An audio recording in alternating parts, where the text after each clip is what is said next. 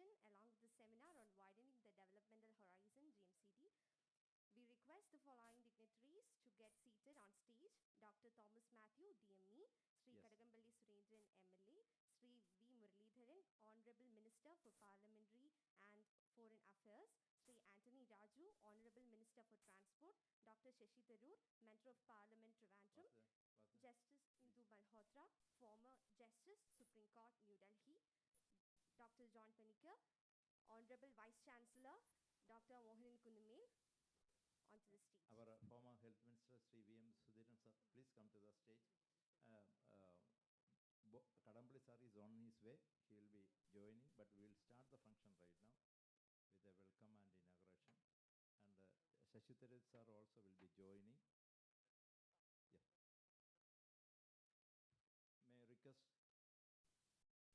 the Director of Medical Education, Dr. Thomas Mathew, to propose a welcome. Thank you.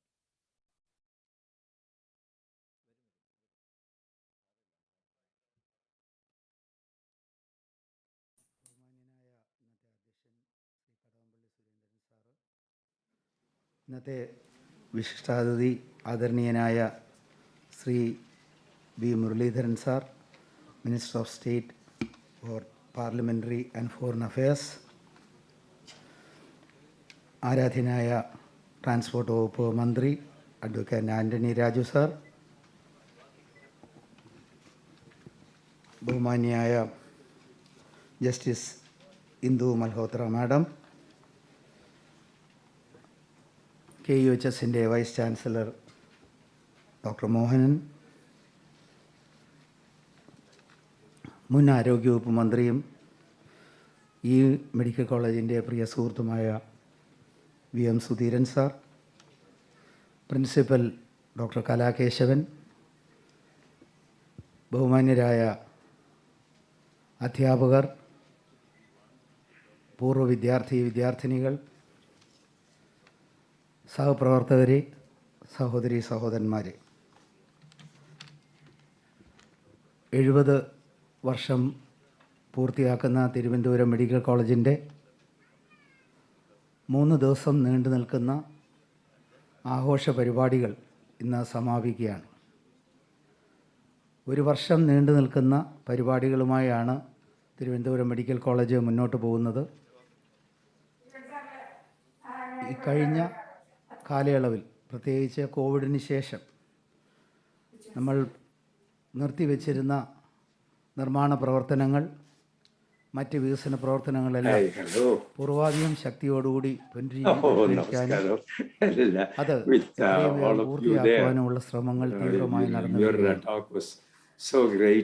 250 MBBS വിദ്യാർത്ഥികളെ ഒരു വർഷം admit ചെയ്യുന്ന 250-ലധികം PG വിദ്യാർത്ഥികൾക്ക് ഒരു വർഷം അഡ്മിഷൻ നൽകുന്ന 3000-ലധികം കിടക്കകളുള്ള ഈ വിപുലമായ ആശുപത്രി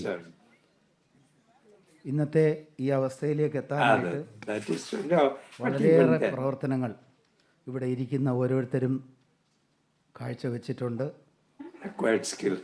നിർലോഭമായ സഹായ സഹകരണങ്ങൾ നൽകിയിട്ടുണ്ട്. അതുകൊണ്ട് തന്നെയാണ് ഇന്ന് നമ്മുടെ പൂർവ്വ ആരോഗ്യ വകുപ്പ് മന്ത്രിമാരെ ആദരിക്കുന്ന ഒരു ചടങ്ങും ഇന്നോടൊപ്പം സംഘടിപ്പിക്കപ്പെട്ടിട്ടുള്ളത്. ഓരോരുത്തരും തങ്ങളുടെ കാലയളവിൽ തങ്ങളുടെ സ്വന്തം സ്ഥാപനം എന്ന നിലയിൽ ഈ മെഡിക്കൽ കോളേജിനെ സ്നേഹിക്കുകയും അവർക്ക് ചെയ്യാവുന്നതിൻ്റെ അങ്ങേയറ്റം ഈ മെഡിക്കൽ കോളേജിന് വേണ്ടി അത് ഭരണപരമായിരുന്നാലും വികസനത്തിനായിരുന്നാലും ചെയ്തു തരികയുണ്ടായിട്ടുണ്ട്. ഇതെല്ലാം ഈ തരുണത്തിൽ ഇവിടുത്തെ വിദ്യാർത്ഥികൾ, പൂർവ്വ വിദ്യാർത്ഥികൾ, അധ്യാപകർ എല്ലാവരും നന്ദിയോടെ സ്മരിക്കുന്നു. വളരെയേറെ പ്രതിസന്ധികൾ നിറഞ്ഞ ഈ കാലയളവിൽ ഈ വാർഷികാഘോഷങ്ങൾ ഞങ്ങളുടെ വികസനങ്ങൾക്ക്, ഞങ്ങളുടെ പുതിയ പ്രവർത്തനങ്ങൾക്ക് ഊർജം പകരും എന്ന വിശ്വാസത്തോടെ ഈ ചടങ്ങിലെ പ്രിയപ്പെട്ട അതിഥികളെ സാദരം സ്വാഗതം ചെയ്യുകയാണ്.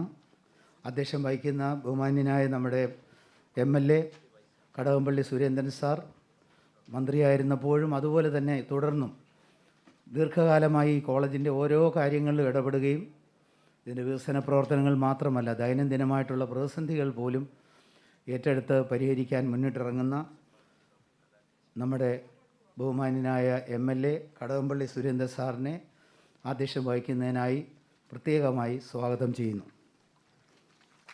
ഇന്നത്തെ ഇവിടുത്തെ വിശിഷ്ടാതിഥി മുഖ്യാതിഥിയായി നമ്മുടെ ഒപ്പം ഉള്ളത് ഈ കോളേജിൻ്റെ എല്ലാ പ്രവർത്തനങ്ങളിലും ഉത്സുകനായ minister of state for parliamentary and foreign affairs ആരാധ്യനായ ശ്രീ വി മുരളീധരൻ സാറാണ്. സാറ് തൻ്റെ തിരക്കുകൾക്കിടയിലും ഇന്നിവിടെ എത്താനും ഇതിന് എല്ലാവിധമായ സഹായ സഹകരണങ്ങൾ വാഗ്ദാനം ചെയ്യുകയുണ്ടായി. സാറിനെ എല്ലാവർക്കും വേണ്ടി 70 വർഷം ആഘോഷിക്കുന്ന ഈ മെഡിക്കൽ കോളേജിൻ്റെ എല്ലാ ആൽമ മറ്ററിനും വേണ്ടി സന്തോഷപൂർവ്വം സ്വാഗതം ചെയ്യുന്നു.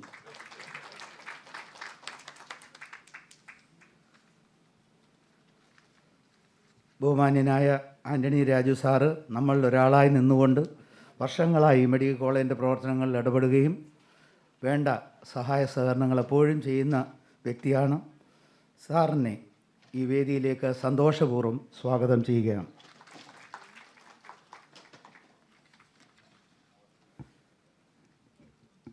സുപ്രീം കോടതി former justice Indu Malhotra madam ഇന്ന് ഇവിടെ മുഖ്യപ്രഭാഷണം നടത്തുവാനായി എത്തിയിട്ടുണ്ട്. Madam, we welcome you to this our commemoration of the 70th anniversary. Thank you for being here.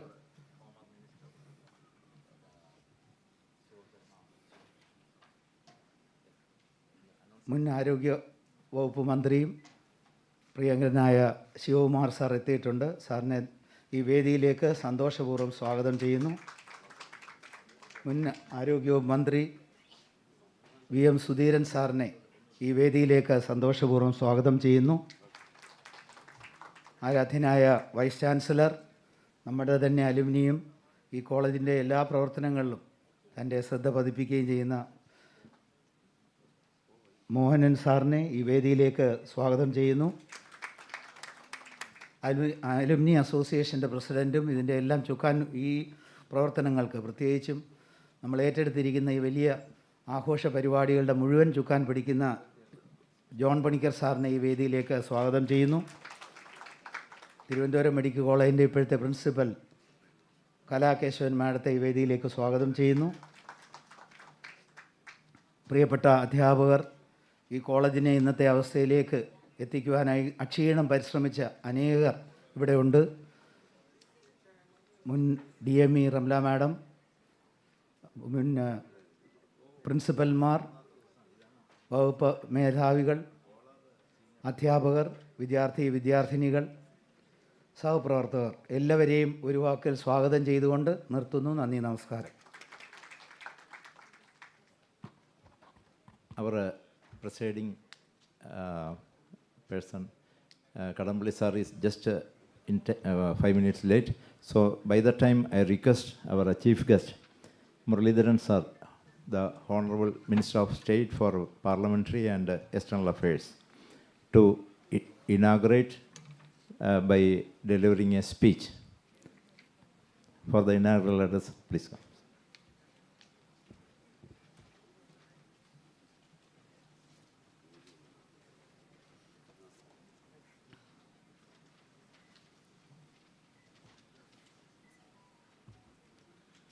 Thiruvananthapuram medical കോളേജിൻ്റെ പ്ലാറ്റിനം ജൂബിലി ആഘോഷങ്ങളുടെ ഈ സമാപന സമ്മേളനത്തിൽ അധ്യക്ഷത വഹിക്കുന്ന ബഹുമാന്യനായിട്ടുള്ള MLA ശ്രീ കടകംപള്ളി സുരേന്ദ്രൻ അവർ, അദ്ദേഹം ഏതാനും നിമിഷങ്ങൾക്കകം എത്തും എന്നാണ് പ്രതീക്ഷിക്കുന്നത്.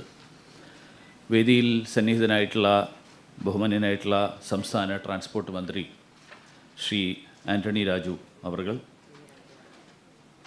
മുൻ മന്ത്രിമാരായിട്ടുള്ള ആരോഗ്യ വകുപ്പിൻ്റെ ചുമതല വഹിച്ചിട്ടുള്ള മുൻ മന്ത്രിമാരായിട്ടുള്ള ശ്രീ VM സുധീരൻ അവർ, ശ്രീ VS ശിവകുമാർ അവർ, സുപ്രീം കോടതി മുൻ ജസ്റ്റിസ് ഇന്ദു മൽഹോത്ര അവർ, ഇവിടെ സന്നിഹിതനായിട്ടുള്ള കേരള ആരോഗ്യ സർവകലാശാലയുടെ വൈസ് ചാൻസലർ ഡോക്ടർ മോഹൻ, ഈ പരിപാടിയുടെ സംഘാടകനായിട്ട് കഴിഞ്ഞ കുറേ കാലമായിട്ട് സജീവമായിട്ട് ഈ രംഗത്ത് പ്രവർത്തിച്ചുകൊണ്ടിരിക്കുന്ന doctor John Panicker, principal doctor Kalakeshavan, സ്വാഗതം ആശംസിച്ച director of medical education doctor Thomas Mathew, മറ്റ് ഡോക്ടർ ഇന്ന് നന്ദി രേഖപ്പെടുത്തുന്ന medical college hospital superintendent doctor A Nizamuddin, വേദിയിലും സദസ്സിലുമുള്ള മറ്റ് ബഹുമാന്യരെ, സുഹൃത്തുക്കളെ, സഹോദരി സഹോദരന്മാരെ, എല്ലാവർക്കും നമസ്കാരം. തിരുവനന്തപുരം മെഡിക്കൽ കോളേജിൻ്റെ പ്ലാറ്റിനം ജൂബിലി ആഘോഷങ്ങളുടെ ഭാഗമായി ആകാൻ സാധിച്ചതിൽ വളരെ സന്തോഷമുണ്ട്. വാസ്തവത്തിൽ കേരളത്തിനേക്കാൾ 5 വയസ്സ് കൂടുതൽ പ്രായം ഈ മെഡിക്കൽ കോളേജിനുണ്ട് എന്നത് ഒരു മലയാളി എന്നുള്ള നിലയിൽ അഭിമാനകരമായിട്ടുള്ളൊരു കാര്യമാണ്. കാരണം നമ്മുടെ ഇപ്പോൾ നമ്മൾ നിൽക്കുന്നത് ഒരു വലിയൊരു മഹാമാരിയുടെ ഒരു പാൻഡമിക്കിനെ ഓവർകം ചെയ്തതിൻ്റെ ഒരു ആശ്വാസത്തിലാണ് ഒരർത്ഥത്തിൽ. അതിൽ കോവിഡ് കാലത്ത് കേരളം കൈവരിച്ച വലിയ നേട്ടങ്ങൾ, ആ നേട്ടങ്ങളെക്കുറിച്ച് പറഞ്ഞപ്പോൾ പലരും ചൂണ്ടിക്കാണിച്ചത് നമ്മുടെ ഈ വൈദ്യശാസ്ത്ര പാരമ്പര്യമാണ്. കാരണം കേരളത്തിലെ ആരോഗ്യ മേഖലയുടെ ഏറ്റവും ഉയർന്ന തലത്തിലുള്ള ഒരു നിലവാരം, ആ നിലവാരം ഒരർത്ഥത്തിൽ പറഞ്ഞാൽ സ്വാതന്ത്ര്യത്തിന് മുൻപോ അല്ലെങ്കിൽ സ്വാതന്ത്ര്യം കിട്ടിയതിന് ശേഷം ഒക്കെയുള്ള അന്ന് മുതലുള്ള നമ്മുടെ പ്രവർത്തനങ്ങളുടെ ഫലമായിട്ടുള്ളതാണ് എന്ന് എല്ലാവരും അംഗീകരിക്കുന്ന ഒരു കാര്യമാണ്. പ്രത്യേകിച്ച് തിരുവിതാംകൂറിൻ്റെ ചരിത്രം, ആ ചരിത്രമെടുത്ത് പരിശോധിച്ചു കഴിഞ്ഞാൽ 1813 വസൂരി പടർന്നു പിടിച്ചപ്പോൾ റാണി ഗൗരി ലക്ഷ്മിബായിയാണ് വാക്സിനേഷൻ കൊണ്ടുവന്നത്. 1950 പറവൂർ TK മുഖ്യമന്ത്രിയായിരിക്കുന്ന കാലത്താണ് ശ്രീ ചിത്തിര തിരുനാൾ ബാലരാമവർമ്മ ഈ മെഡിക്കൽ കോളേജിന് തറക്കല്ലിടുന്നത്.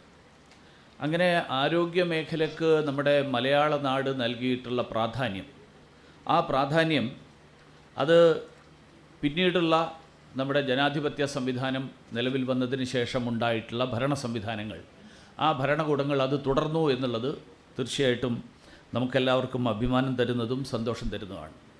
അപ്പോൾ കേരളം എന്തുകൊണ്ട് പുരോഗമിച്ചു, കേരളം എന്തുകൊണ്ട് ആരോഗ്യ മേഖലയിൽ ജീവിത സൂചികയുടെ നിലവാരത്തിൽ ഒക്കെ മുന്നിട്ട് നിൽക്കുന്നു എന്നുള്ളതിൻ്റെ ഉത്തരം തേടുമ്പോൾ ഈ ഒരു ചരിത്രം കൂടി നമ്മളെല്ലാവരും മനസ്സിലാക്കേണ്ടതുണ്ട്. ഇന്ന് ആതുര സേവന രംഗത്ത് 7 പതിറ്റാണ്ട് പിന്നിടുന്ന ഈ സ്ഥാപനത്തിൻ്റെ ഈ ആഘോഷവേളയിൽ ഇവിടെ മുൻ പ്രിൻസിപ്പൽമാരും ഇവിടുത്തെ വിവിധ വകുപ്പുകളുടെ മേധാവികളായിട്ടിരുന്ന ആളുകളും DMEമാരും ഒക്കെ ആയിട്ടുള്ള നിരവധി ആളുകളുടെ സാന്നിധ്യം കൊണ്ട് വളരെ സന്തോഷകരമായിട്ടുള്ളൊരവസരമാണ്. ഞാൻ ആദ്യമായിട്ട് ഇതിൻ്റെ ഭാഗമായിട്ടുള്ള ഈ വളർച്ചയുടെ ഈ നേട്ടത്തിൻ്റെ ഭാഗമായിരുന്ന ആളുകൾ, അതിലേക്കെത്തുന്ന തുടക്കക്കാർ എല്ലാവരെയും അഭിനന്ദിക്കാൻ ഈ അവസരത്തിൽ ആഗ്രഹിക്കുകയാണ്. ഇന്ന് രാജ്യവ്യാപകമായിട്ട് നോക്കിയാൽ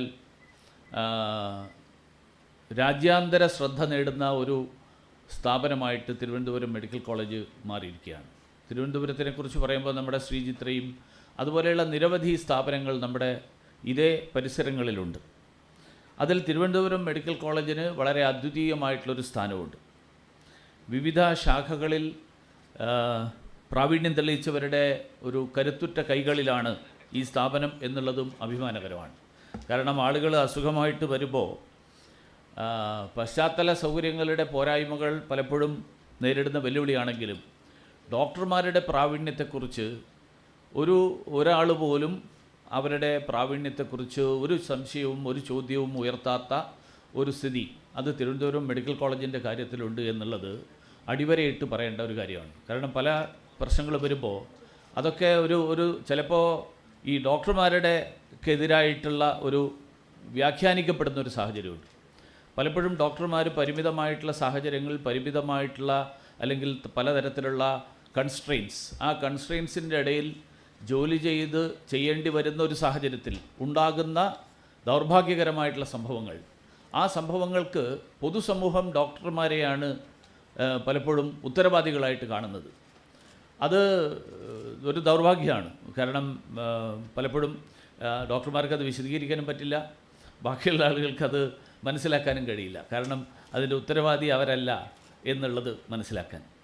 അപ്പോൾ ഏതായാലും നമ്മുടെ കേരളത്തിനെ സംബന്ധിച്ചിടത്തോളം അല്ലേ ഇന്ത്യയെ പൊതുവെ സംബന്ധിച്ചിടത്തോളം നമ്മുടെ ഈ tertiary level of health care എന്നുള്ള നിലയിലാണ് മെഡിക്കൽ കോളേജുകളൊക്കെ കണ്ടിട്ടുള്ളതെങ്കിലും വാസ്തവത്തിൽ അങ്ങനെയൊരു പൂർണ്ണമായിട്ടും ആ തരത്തിലുള്ള ഒരു സ്ഥാപനമായിട്ടല്ല മെഡിക്കൽ കോളേജുകൾ നടക്കുന്നുകൊണ്ടിരിക്കുന്നത്. നമുക്കെല്ലാവർക്കും അറിയാം. സാധാരണക്കാരായിട്ടുള്ള ആളുകൾ അവർക്ക് അസുഖം വന്നു കഴിഞ്ഞാൽ തിരുവനന്തപുരത്തുള്ള ആളുകൾ അവരെ ഏറ്റവും വിശ്വസിക്കാവുന്ന സ്ഥാപനം, ആശ്രയിക്കാവുന്ന സ്ഥാപനമായിട്ട് അവർ മെഡിക്കൽ കോളേജിനെ ആണ് ആശ്രയിക്കുന്നത്. അതുകൊണ്ട് അവരവിടെ നേരിട്ടെത്തുന്നു. അതിൽ നിന്ന് അവർക്ക് പല ആശ്വാസം കിട്ടുന്നു എന്നുള്ളതും സന്തോഷമാണ്. നമ്മുടെ ഒരു മുൻ ആരോഗ്യമന്ത്രി ശ്രീ VC കബീർ അദ്ദേഹം എത്തിയിട്ടുണ്ട്. ഞാൻ സംഘാടകർക്ക് വേണ്ടിയിട്ട് അദ്ദേഹത്തെ സ്വാഗതം ചെയ്യുകയാണ്.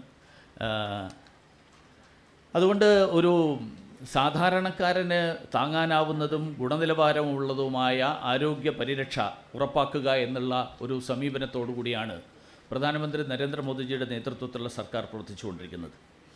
അതിനു വേണ്ടിയിട്ട് ഈ മേഖലയിലേക്ക് സാങ്കേതിക വിദ്യയെ സമന്വയിപ്പിച്ചുകൊണ്ടുള്ള ഒരു മുന്നോട്ടുള്ള യാത്ര, അതാണ് സർക്കാർ ആഗ്രഹിക്കുന്നത്.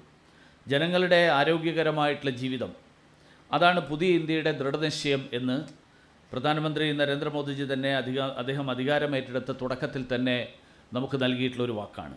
ആയുഷ്മാൻ ഭാരത് മുതൽ ജനൌഷധി കേന്ദ്രം വരെയും മെഡിക്കൽ അടിസ്ഥാന സൗകര്യങ്ങൾ മുതൽ സൗജന്യ വാക്സിനേഷൻ വരെയും രാജ്യം കണ്ട മാറ്റങ്ങളിലൂടെ മോദിജിയുടെ സർക്കാർ വാക്കുപാലിക്കുന്നതും നമ്മൾ കണ്ടു.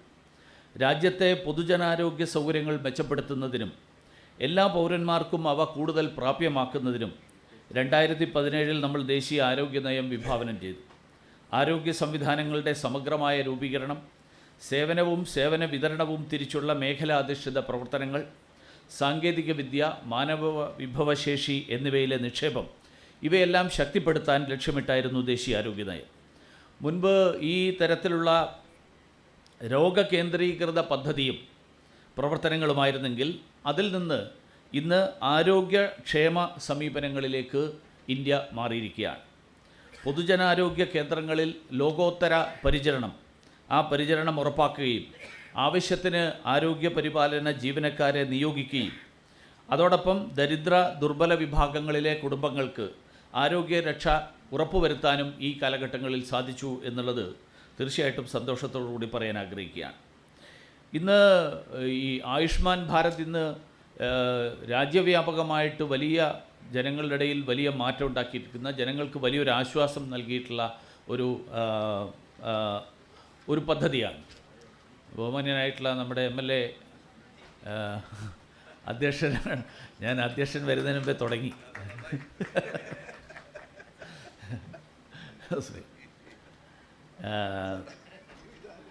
അപ്പോൾ ഇന്ന് ഈ ഒരു ആയുഷ്മാൻ ഭാരത് രാജ്യത്തെ ആരോഗ്യ സംരക്ഷണ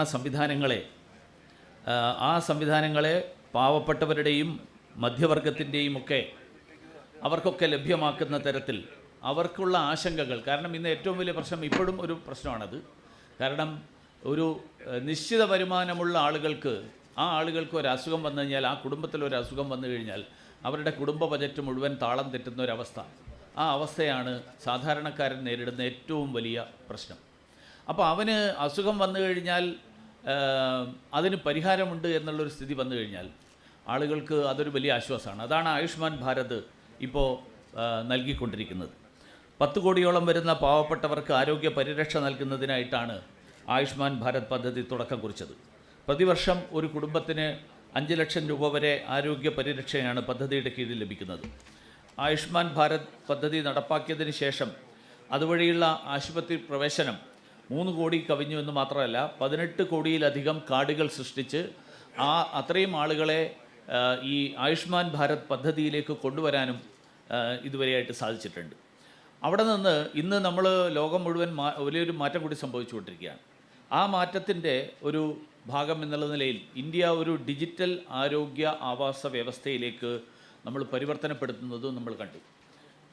ഈ ആയുഷ്മാൻ ഭാരതിൻ്റെ അടുത്ത സ്റ്റെപ്പാണ് ഇന്നിപ്പോൾ ആഗോളതലത്തിൽ വലിയ മാറ്റങ്ങളുണ്ടായിട്ടുണ്ട്. നമ്മൾ തിരുവനന്തപുരത്ത് ഡോക്ടറെ കണ്ട് കുറിച്ച് തരുന്ന അല്ലെങ്കിൽ നമ്മുടെ അസുഖത്തെക്കുറിച്ച് കിട്ടുന്ന വിവരങ്ങൾ മറ്റൊരു സ്ഥലത്ത് ചെല്ലുമ്പോഴും അത് പ്രയോജനപ്പെടുന്ന തരത്തിലേക്കുള്ള ഒരു ഡിജിറ്റലൈസേഷൻ, ഹെൽത്ത് ഇൻഫർമേഷൻ്റെ ഡിജിറ്റലൈസേഷൻ, അതിനു വേണ്ടിയിട്ടുള്ള ശ്രമങ്ങൾ കൂടി ഇന്ന് കേന്ദ്ര സർക്കാർ നടപ്പിലാക്കിക്കൊണ്ടിരിക്കുകയാണ്. ഇന്ന് ഗ്രാമങ്ങളിലും നഗരങ്ങളിലും ആരോഗ്യക്ഷേമ കേന്ദ്രങ്ങളുണ്ട്. അവിടെ രോഗങ്ങൾ പ്രാരംഭ ദിശയിൽ തന്നെ കണ്ടെത്തുന്നതിനുള്ള സൗകര്യങ്ങളുണ്ട്. സൗജന്യ രോഗനിർണയം, സൗജന്യ പരിശോധനകൾ, സൗജന്യ മരുന്ന് തുടങ്ങിയ സൗകര്യങ്ങൾ ഈ കേന്ദ്രങ്ങളിൽ ലഭ്യമാക്കാനും രോഗനിർണയം പൂർത്തിയായാൽ നിരീക്ഷണത്തിന് ആവശ്യമായ അടിസ്ഥാന സൗകര്യങ്ങളും വികസിപ്പിച്ചു വരികയാണ്. രാജ്യത്തെ 730 ജില്ലകളിൽ സംയോജിത പൊതുജനാരോഗ്യ ലാബുകളും 3000 ബ്ലോക്കുകളിൽ ബ്ലോക്ക് പബ്ലിക് ഹെൽത്ത് യൂണിറ്റുകളും സജ്ജമാക്കാനാണ് കേന്ദ്ര സർക്കാർ ലക്ഷ്യം വച്ചിരിക്കുന്നത്. പകർച്ചവ്യാധികളെക്കുറിച്ച് പഠിക്കുന്ന നിലവിലുള്ള ഗവേഷണ സ്ഥാപനങ്ങൾ, അവയുടെ വിപുലീകരണവും സർക്കാർ ലക്ഷ്യം വെക്കുന്നു.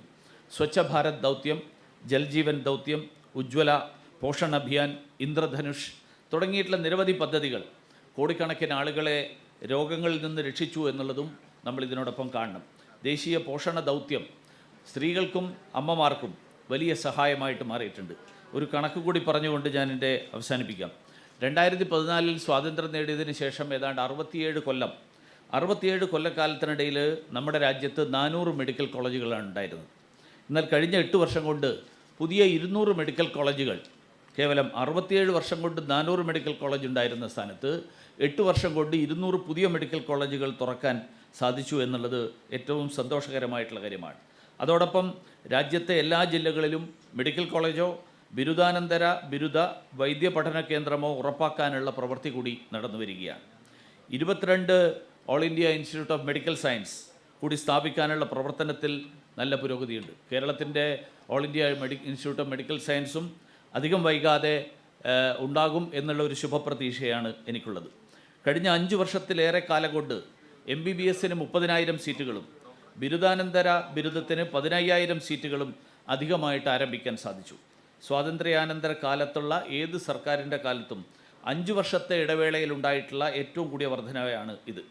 ആരോഗ്യ മേഖലയിലെയും അനുബന്ധ മേഖലയിലെയും വിദഗ്ധരെ സൃഷ്ടിക്കുന്നതിനായി 50 കോഴ്സുകളുടെ പഠന സൗകര്യം വർദ്ധിപ്പിക്കുന്നതിനുള്ള നിയമത്തിന് അടുത്തയിടെ കേന്ദ്ര സർക്കാർ അംഗീകാരം നൽകി എന്നതും അത് നടപ്പിലാകുന്നതോടെ ഇന്ത്യക്ക് പാരാമെഡിക്കൽ വിദഗ്ധർക്കുള്ള ക്ഷാമമില്ലാതാകുമെന്നും പ്രധാനമന്ത്രി തന്നെ വ്യക്തമാക്കിയിട്ടുണ്ട്.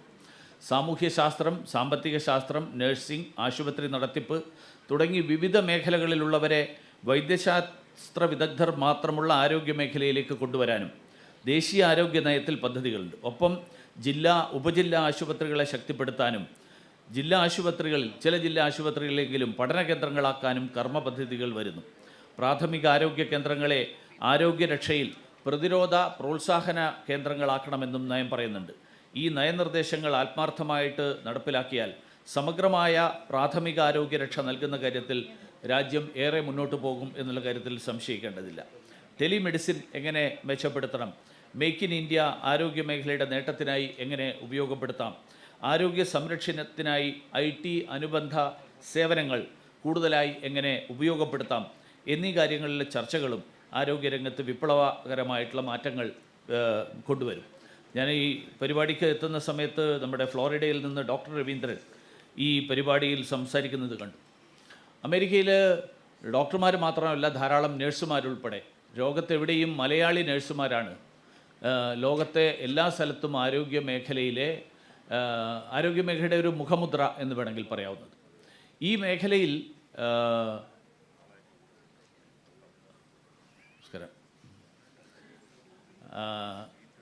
മേഖലയിൽ കേരളത്തിന് വലിയ സംഭാവനകൾ അർപ്പിക്കാനുണ്ട് എന്നുള്ളത് കൂടി ഞാൻ ചൂണ്ടിക്കാണിക്കാൻ ആഗ്രഹിക്കുകയാണ്.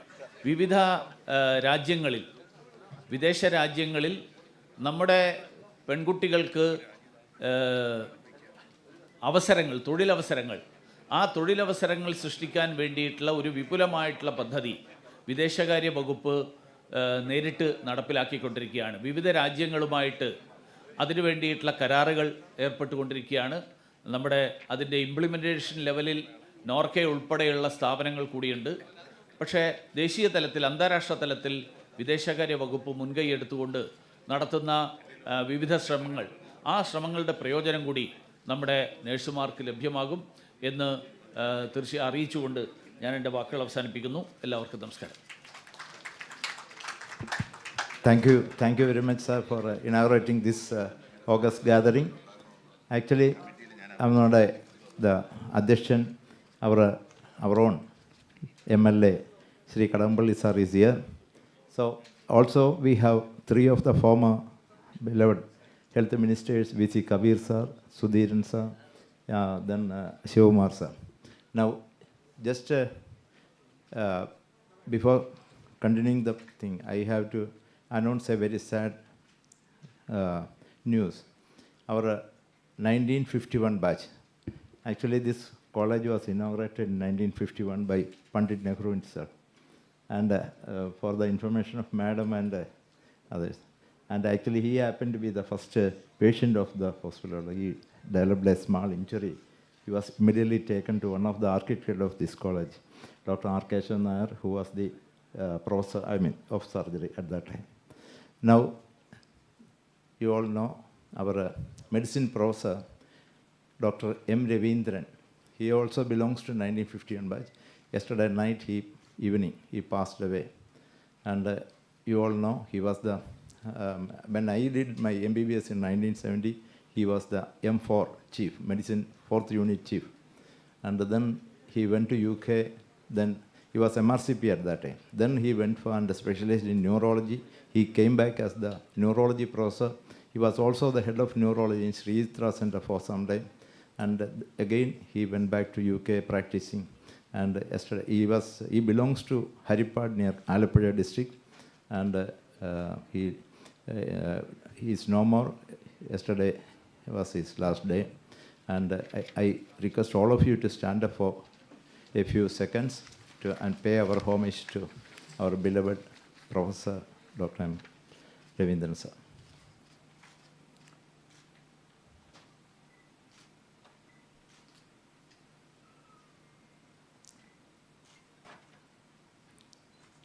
Thank you, and please sit down. And Dr. Shashi Tharoor sir has also come. I request our beloved MLA to deliver the presidential address.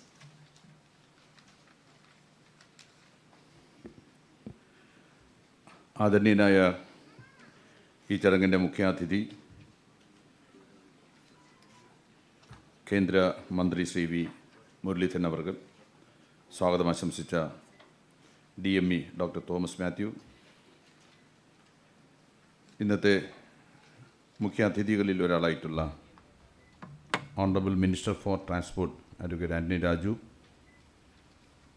പ്രിയങ്കനായിട്ടുള്ള doctor Shashi Tharoor MP, മുൻ ആരോഗ്യ മന്ത്രിമാരായി സദസ്സിൽ ഇടം നേടിയിട്ടുള്ള പ്രിയപ്പെട്ട Shri VM Sudheeran, Shri VC Kabir, Shri VS Sivakumar, ആദരണീയ ജസ്റ്റിസ് ശ്രീമതി ഇന്ദു മൽഹോത്ര, പണിക്കർ സർ, മറ്റ് medical കോളേജിലെ പ്രിൻസിപ്പൽ, മറ്റ് പ്രിയമുള്ളവരെ, കഴിഞ്ഞ 3 ദിവസക്കാലമായി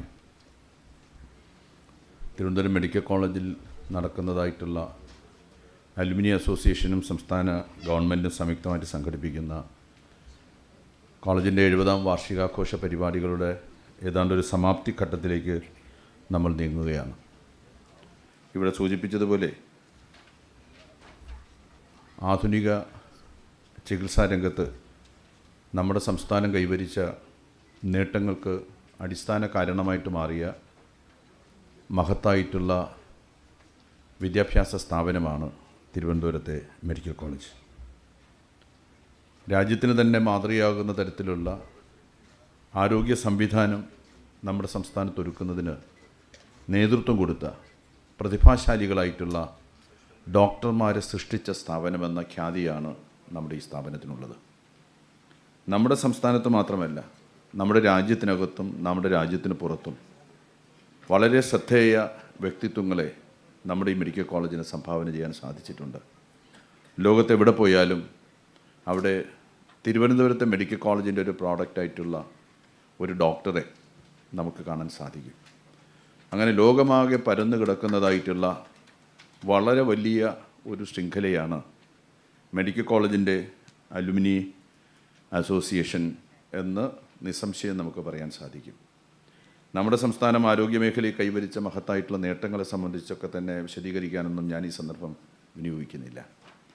ഐക്യകേരള പിറവിക്ക് ശേഷം അധികാരത്തിൽ വന്ന ആദ്യത്തെ ഗവൺമെൻറ്, സഖാവ് EMSൻ്റെ നേതൃത്വത്തിലുള്ള ഗവൺമെൻറ്, ഡോക്ടർ AR മേനോൻ എന്ന ആരോഗ്യവകുപ്പ് മന്ത്രി.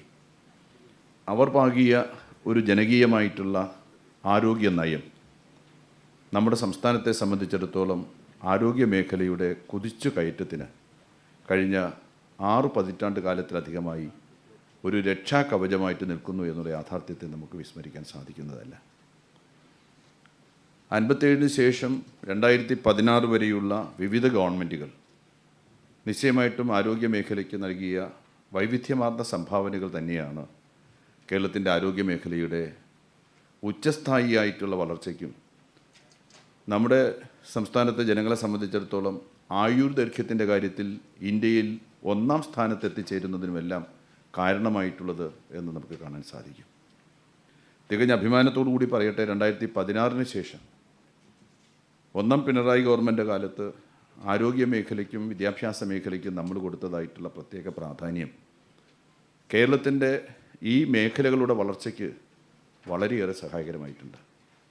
വിദ്യാഭ്യാസ മേഖലയിൽ അടിസ്ഥാന സൗകര്യങ്ങൾ ഒരുക്കുന്നതിന് ഗവൺമെൻറ് ആവിഷ്കരിച്ചതായിട്ടുള്ള വിവിധ പദ്ധതികളിലൂടെ കോടിക്കണക്കിന് രൂപയുടെ വികസന പ്രവർത്തനങ്ങൾ നമ്മുടെ സംസ്ഥാനത്തിന് താങ്ങാൻ പറ്റുന്നതല്ലെങ്കിൽ പോലും കോടിക്കണക്കിന് രൂപയുടെ വികസന പ്രവർത്തനങ്ങൾ നമ്മുടെ സംസ്ഥാനത്ത് നടത്താനായിട്ട് നമുക്ക് സാധിച്ചു എന്നുള്ളതാണ്. പിന്തിരിഞ്ഞു നോക്കുമ്പോൾ ഈ കഴിഞ്ഞ 5-6 വർഷക്കാലത്തിനിടയിൽ പൊതുവിദ്യാഭ്യാസ രംഗത്ത് നിന്നും മാറി നിന്ന് ഏതാണ്ട് 10.5 ലക്ഷത്തോളം വരുന്ന വിദ്യാർത്ഥികളെ നമുക്ക് പൊതുവിദ്യാഭ്യാസ മേഖലയിലേക്ക് തിരികെ കൊണ്ടുവരാൻ സാധിച്ച ഒരു സമീപനമായിരുന്നു അത്. ആരോഗ്യ മേഖലയിലും അതുതന്നെയാണ്. അടിസ്ഥാന സൗകര്യ വികസനത്തിന് വേണ്ടി ഏറ്റവും വലിയ പ്രാധാന്യമാണ് 1-ഉം 2-ഉം പിണറായി ഗവൺമെൻറ്റുകൾ നമ്മുടെ സംസ്ഥാനത്തിന് സമ്മാനിക്കുന്നത്.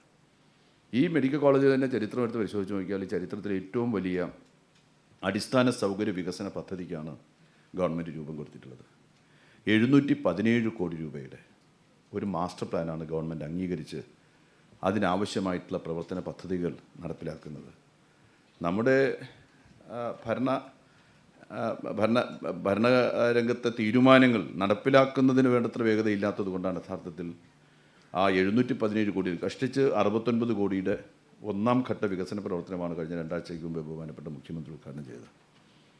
അടുത്ത ഘട്ട വികസന പ്രവർത്തനങ്ങൾ അത് വളരെ വേഗതയിലാക്കുന്നതിന് വേണ്ടിയിട്ടുള്ള നടപടികൾ ആരംഭിക്കുകയാണ്. 717 കോടിയുടെ പദ്ധതി എന്ന് പറയുമ്പോൾ അത് കേവലം കെട്ടിടങ്ങൾ മാത്രമല്ല, ലോകത്തെവിടെയുമുള്ള ആധുനികമായിട്ടുള്ള സംവിധാനങ്ങൾ, പരിശോധനയ്ക്കും ചികിത്സയ്ക്കും ഒക്കെ ആവശ്യമായിട്ടുള്ള ആധുനിക സംവിധാനങ്ങൾ, അടിസ്ഥാന സൗകര്യങ്ങൾ നമ്മുടെ മെഡിക്കൽ കോളേജിൽ ഒരുക്കുക എന്നുള്ള ഏതാണ്ട് 300 കോടിയോളം രൂപ അതിനു വേണ്ടിയിട്ടാണ് നീക്കി വെച്ചേക്കുന്നത്.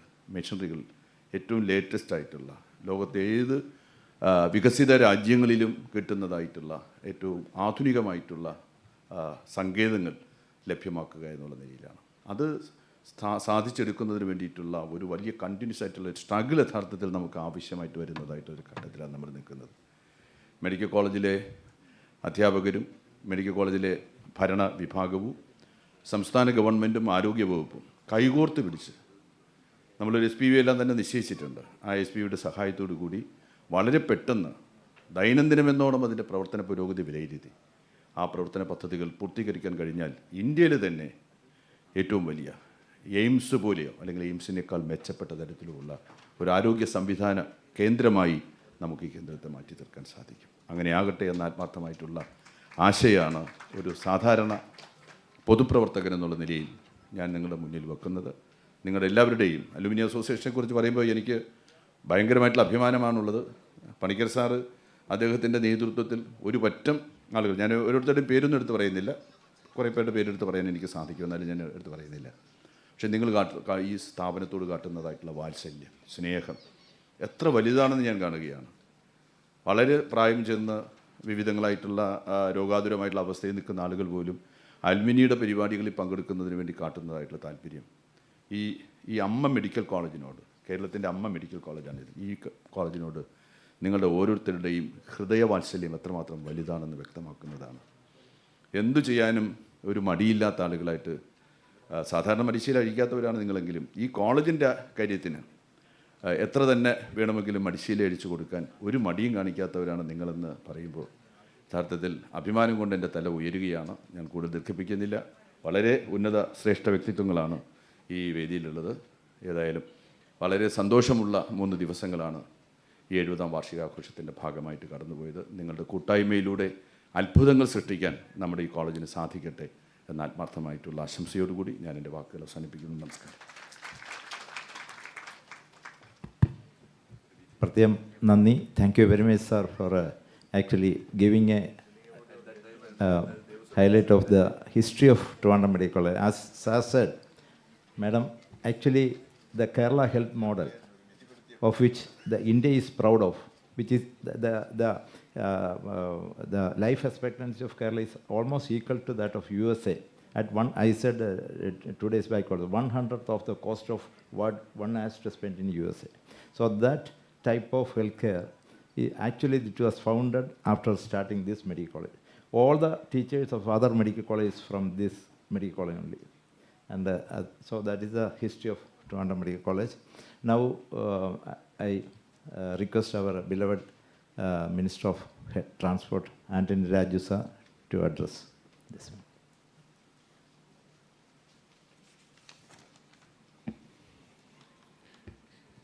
ഈ പ്ലാറ്റിനം ജൂബിലി ആഘോഷങ്ങളുടെ സമാപന സമ്മേളനം ഉദ്ഘാടനം ചെയ്ത നമ്മുടെ എല്ലാ ബഹുമാനായ കേന്ദ്രമന്ത്രി ശ്രീ വി മുരളീധരൻ അവർകളെ, യോഗത്തിൻ്റെ അധ്യക്ഷൻ മുൻ മന്ത്രി ഈ പ്രദേശത്തിൻ്റെ MLA-യും നമ്മളെല്ലാം പ്രിയങ്കരനായ ശ്രീ കടകംപള്ളി സുരേന്ദ്രൻ MLA, ഈ വേദിയിൽ സന്നിഹിതരായിട്ടുള്ള തിരുവനന്തപുരത്തിൻ്റെ MP-യും ബഹുമാന്യനുമായ ഡോക്ടർ ശശി തരൂർ, ഈ വേദിയിൽ സന്നിഹിതരായിട്ടുള്ള മുൻ ആരോഗ്യവകുപ്പ് മന്ത്രിമാരായ ഏറ്റവും ബഹുമാന്യരായ Shri VM Sudheeran, Shri VC Kabir, Shri VS Sivakumar, ഈ വേദിയിൽ സന്നിഹിതരായിട്ടുള്ള ജസ്റ്റിസ് മൽഹോത്ര, ഇന്ദു മൽഹോത്ര, ആരോഗ്യ സർവകലാശാലയുടെ vice chancellor doctor Mohan, principal doctor Kala Keshavan, doctor John Panicker, doctor Thomas Mathew, doctor Nizaruddin, പ്രിയമുള്ള പ്രഗത്ഭരായ സീനിയർ ഡോക്ടർമാരെ, മറ്റ് മെഡിക്കൽ ആരോഗ്യ രംഗത്ത് പ്രവർത്തിക്കുന്ന ഏറ്റവും ബഹുമാന്യരെ, മാധ്യമ സുഹൃത്തുക്കളെ, സഹോദരി സഹോദരന്മാരെ, കേരളത്തിൻ്റെ ബഹുമാനപ്പെട്ട മുഖ്യമന്ത്രി ശ്രീ പിണറായി വിജയൻ 2 ദിവസങ്ങൾക്ക് മുമ്പ് ഉദ്ഘാടനം ചെയ്ത ആഘോഷ പരിപാടികളുടെ സമാപനമാണ് ഇന്നിവിടെ നടക്കുന്നത്. ഇവിടെ എല്ലാവരും സൂചിപ്പിച്ചതുപോലെ കോവിഡ് മഹാമാരിയുടെ പശ്ചാത്തലത്തിൽ ലോകത്താകെ ആരോഗ്യ മേഖലയ്ക്ക് കൈവന്നിരിക്കുന്നൊരു പ്രാധാന്യത്തിൻ്റെ കാലഘട്ടത്തിലാണ് ഈ പ്ലാറ്റിനം ജൂബിലി ആഘോഷങ്ങൾ നടക്കുന്നു എന്നുള്ളത് അങ്ങേയറ്റത്തെ ശ്രദ്ധേയമായ കാര്യമാണ്. നാം എല്ലാം അറിയുന്നത് പോലെ 1951 നവംബർ മാസം 27-ാം തീയതി അന്നത്തെ ഇന്ത്യയുടെ പ്രധാനമന്ത്രി ശ്രീ ജവഹർലാൽ നെഹ്റു ഈ കോളേജിൻ്റെ ഉദ്ഘാടനം നിർവഹിച്ചത് തന്നെ ഒരു OP ടിക്കറ്റ് എടുത്തുകൊണ്ടാണ് അദ്ദേഹം കോളേജിൻ്റെ ഉദ്ഘാടനം നിർവഹിച്ചത്.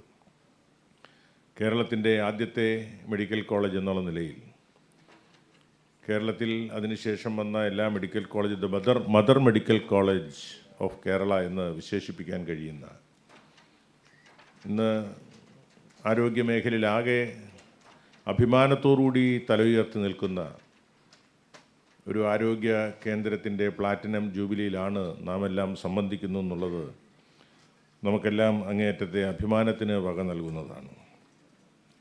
ഈ മെഡിക്കൽ കോളേജ് നമുക്കറിയാം ഏതെങ്കിലും ഒരു പ്രത്യേക വിഭാഗത്തിനെ ലക്ഷ്യം വെച്ചുകൊണ്ടില്ല. പാർശ്വവൽക്കരിക്കപ്പെട്ടവർ, സാധാരണക്കാർ, സമ്പന്നന്മാർ, അതോടൊപ്പം തന്നെ ഉയർന്ന തട്ടിലുള്ളവർ എല്ലാവരും ഒരേപോലെ ആശ്രയിക്കുന്ന, അഭയം നൽകുന്ന ഒരു ആരോഗ്യ കേന്ദ്രമാണ്, നിസ്വാർത്ഥമായ ഒരു സേവനത്തിൻ്റെ കേന്ദ്രമാണ് തിരുവനന്തപുരം മെഡിക്കൽ കോളേജ് എന്നുള്ളതാണ് ഈ മെഡിക്കൽ കോളേജിൻ്റെ ഒരു പ്രത്യേകത. നമുക്കറിയാം കേരളം ആരോഗ്യരംഗത്ത് ലോകത്ത് തന്നെ മാതൃകയാണ്. ദേശീയ ആരോഗ്യ സൂചികയിൽ തന്നെ 1-ാം സ്ഥാനത്ത് നിൽക്കുന്ന സംസ്ഥാനം എന്നുള്ള നിലയ്ക്ക് അങ്ങനെ 1-ാം സ്ഥാനത്തേക്ക് കേരളത്തെ എത്തിക്കുവാൻ ഈ മെഡിക്കൽ കോളേജ് നൽകിയ സംഭാവന, ഈ മെഡിക്കൽ കോളേജിലൂടെ കടന്നുപോയ സാരഥികൾ നൽകിയ സംഭാവന എത്രയോ മഹത്തരമാണെന്നുള്ളതിന് തെളിയിക്കാൻ ആ ഒരു കാര്യം മാത്രം മതി. നമുക്കറിയാം ഈ പ്ലാറ്റിനം ജൂബിലിയോടനുബന്ധിച്ച് കഴിഞ്ഞ 3 ദിവസമായി ലോകപ്രശസ്തരായ ആരോഗ്യ വിദഗ്ധർ, ലോകത്തിൻ്റെ നാനാഭാഗങ്ങളിലിരുന്നു കൊണ്ട് ആരോഗ്യ രംഗം നേരിടുന്ന വെല്ലുവിളികളെക്കുറിച്ച്, ആരോഗ്യ മേഖലയിലെ അവരുടെ കാഴ്ചപ്പാടുകളെക്കുറിച്ച്, അവരുടെ അനുഭവ സമ്പത്തുകളെക്കുറിച്ച്, ആരോഗ്യരംഗത്തുണ്ടായിക്കൊണ്ടിരിക്കുന്ന നൂതനമായ പ്രവണതകളെക്കുറിച്ച്, ആരോഗ്യരംഗത്ത് നേരിടുന്ന ദുഷിച്ച പ്രവണതകളെക്കുറിച്ച്, അങ്ങനെ വൈവിധ്യമാർന്ന മേഖലകളിലൂടെ വ്യത്യസ്തമായ അഭിപ്രായങ്ങൾ രേഖപ്പെടുത്തിക്കൊണ്ട്, അനുഭവങ്ങൾ പങ്കുവച്ചുകൊണ്ട് നടത്തിയ പ്രസംഗങ്ങൾ എല്ലാം തന്നെ ആരോഗ്യ മേഖലയാകെ ഉറ്റുനോക്കിയിരുന്നു എന്നുള്ളത് ഈ പ്ലാറ്റിനം ജൂബിലിയുടെ ഒരു പ്രത്യേകതയാണ്.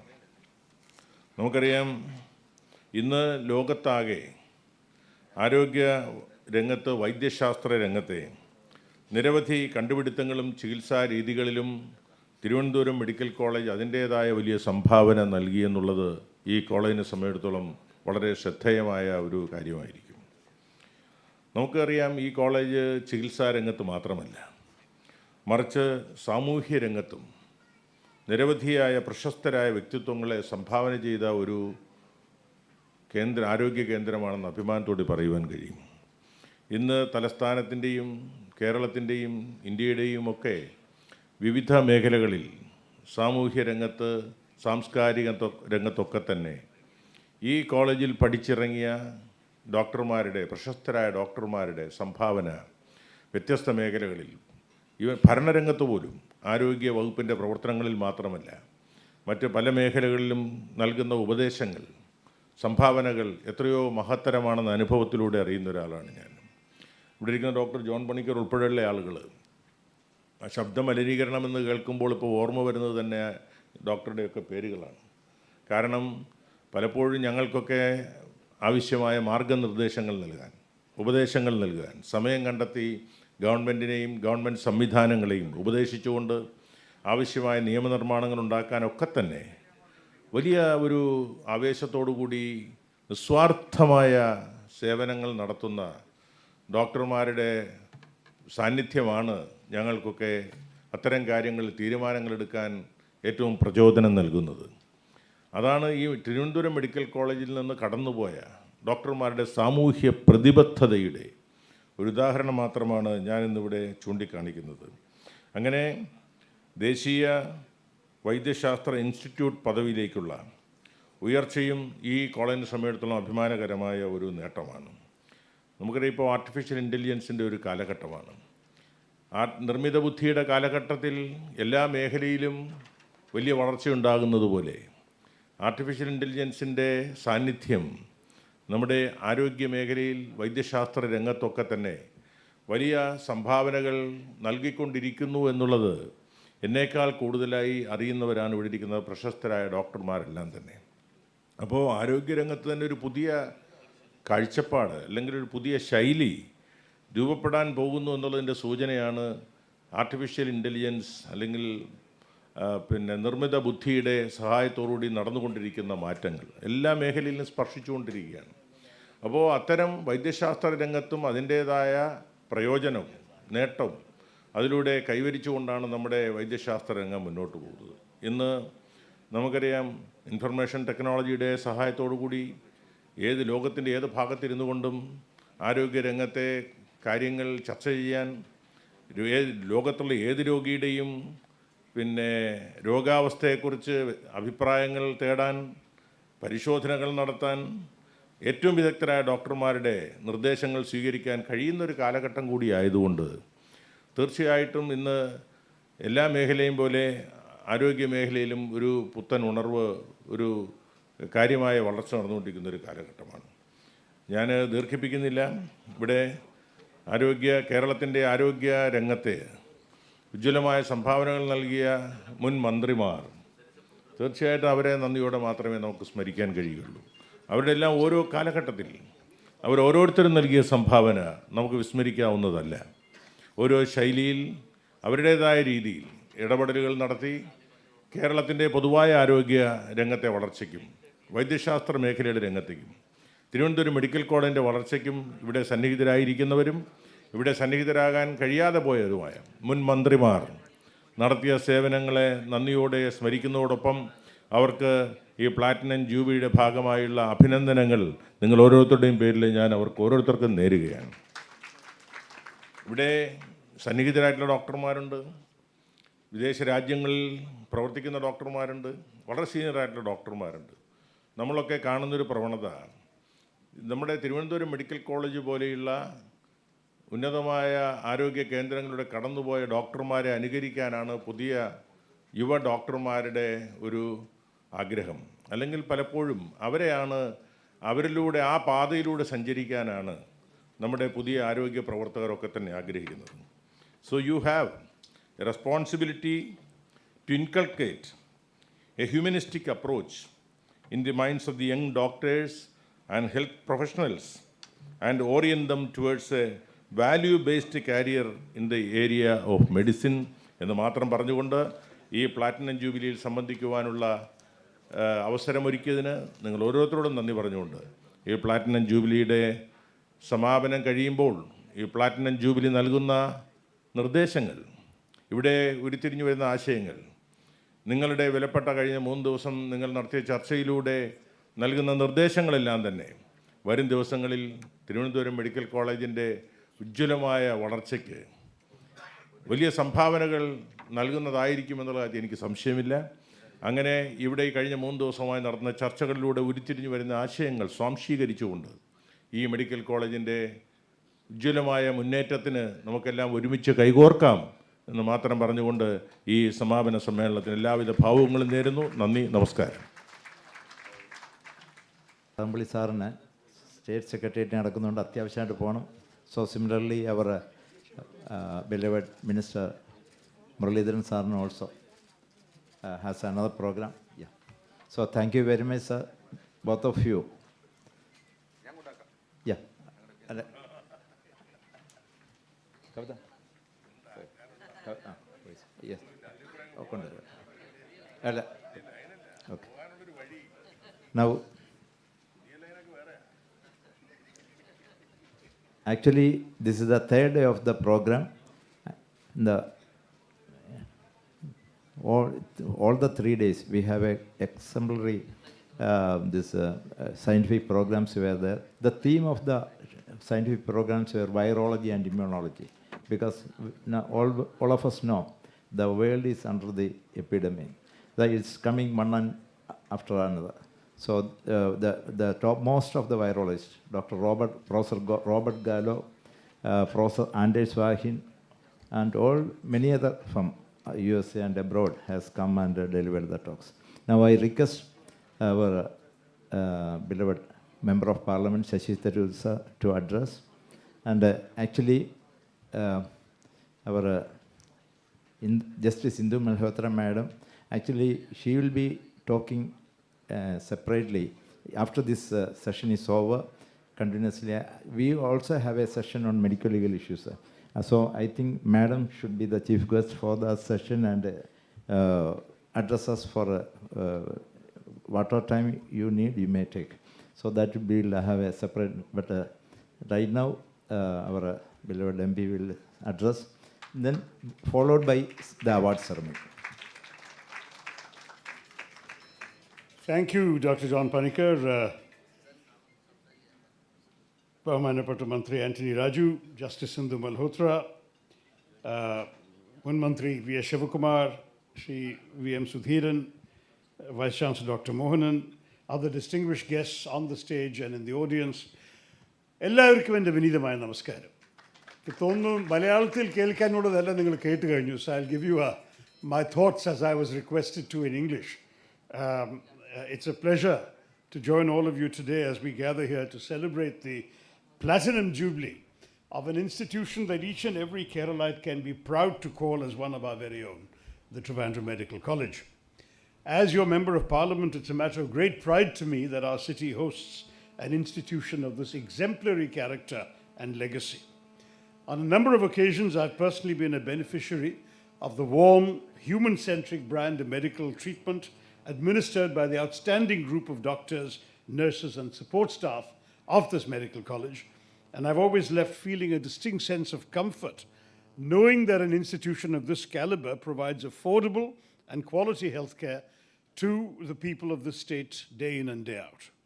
At a time when it has become almost fashionable to sneer at government public medical facilities, the Trivandrum Medical College and its members have, despite the difficult and exacting circumstances in which they operate, ranging from the high volume of patients to challenges of shortages of personnel, resources, and in some cases equipment, despite all this, the institution has historically stood out as a paragon of excellence.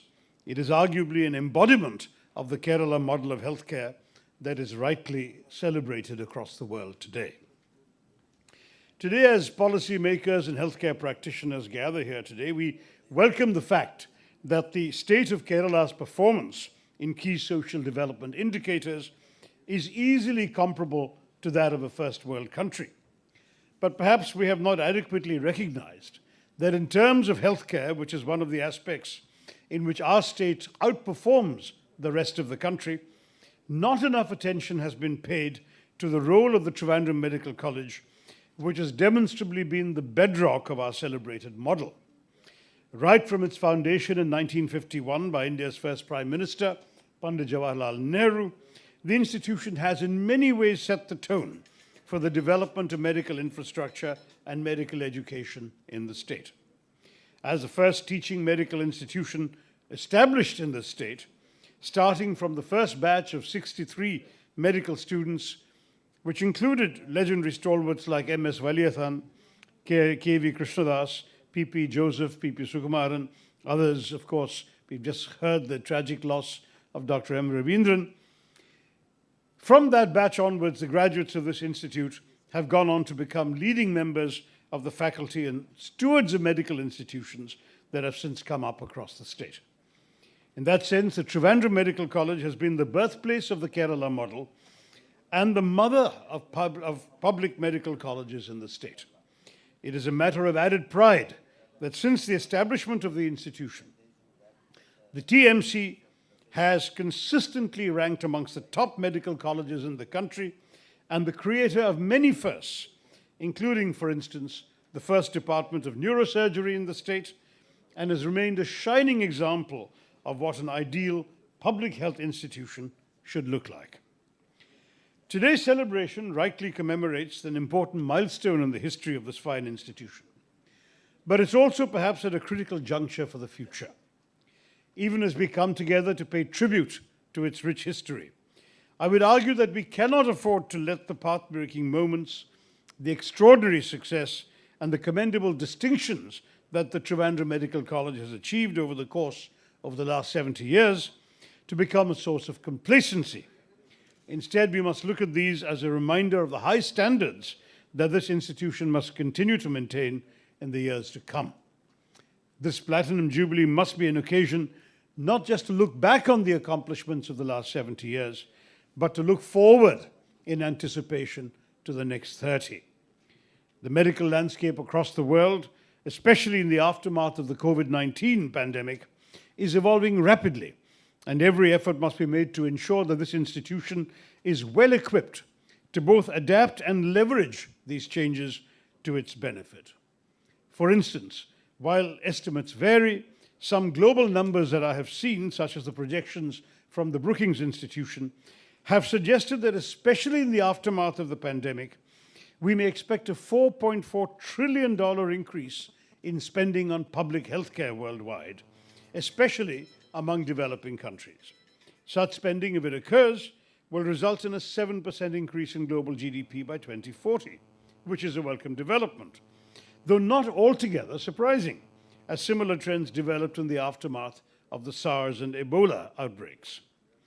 But allow me, in light of these projections, to offer a few general observations on how an institution of eminence like the Trivandrum Medical College can possibly leverage such promising trends and evolve over the course of the coming years to further build on its storied legacy.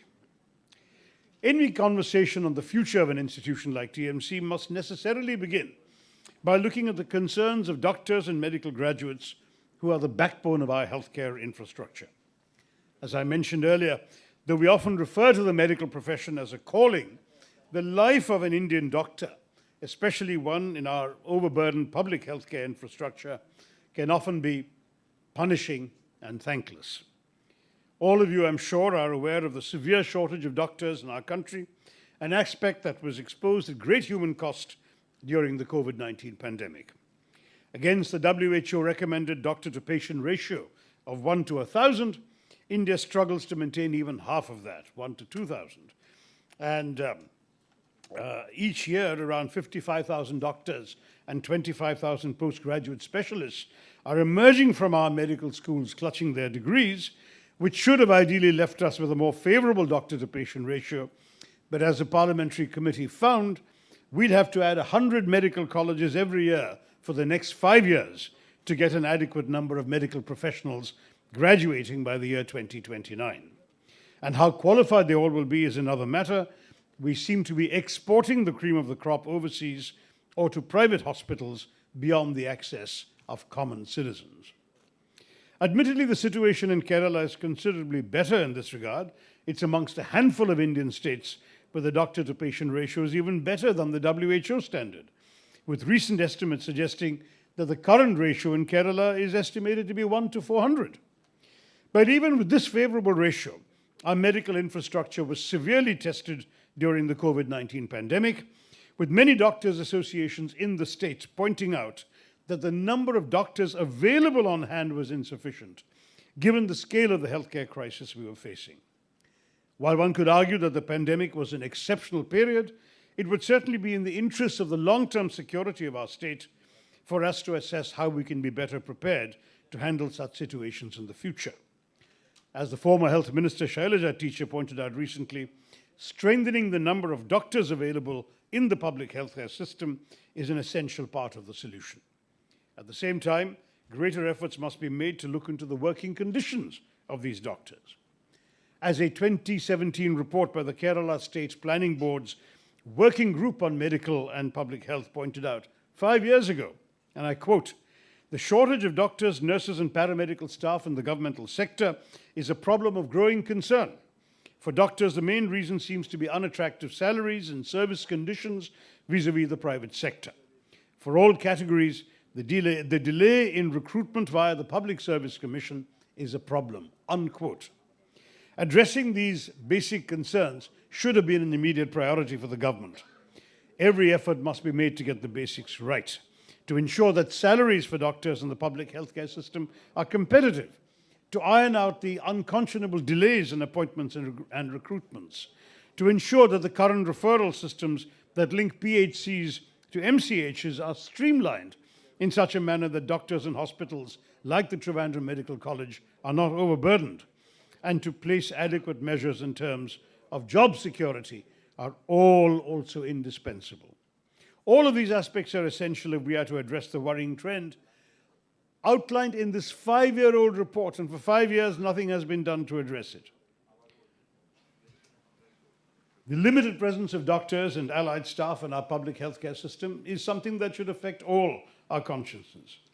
It is all well to ask doctors to recognize that the medical service is not just a profession, but a mission, a calling, but they're human beings too, in the end of the day, and we must develop conditions that allow them to thrive and to work professionally. In turn, such efforts, which will further bolster the quality of medical care available at public health centers, can help increase the faith of common citizens in such institutions.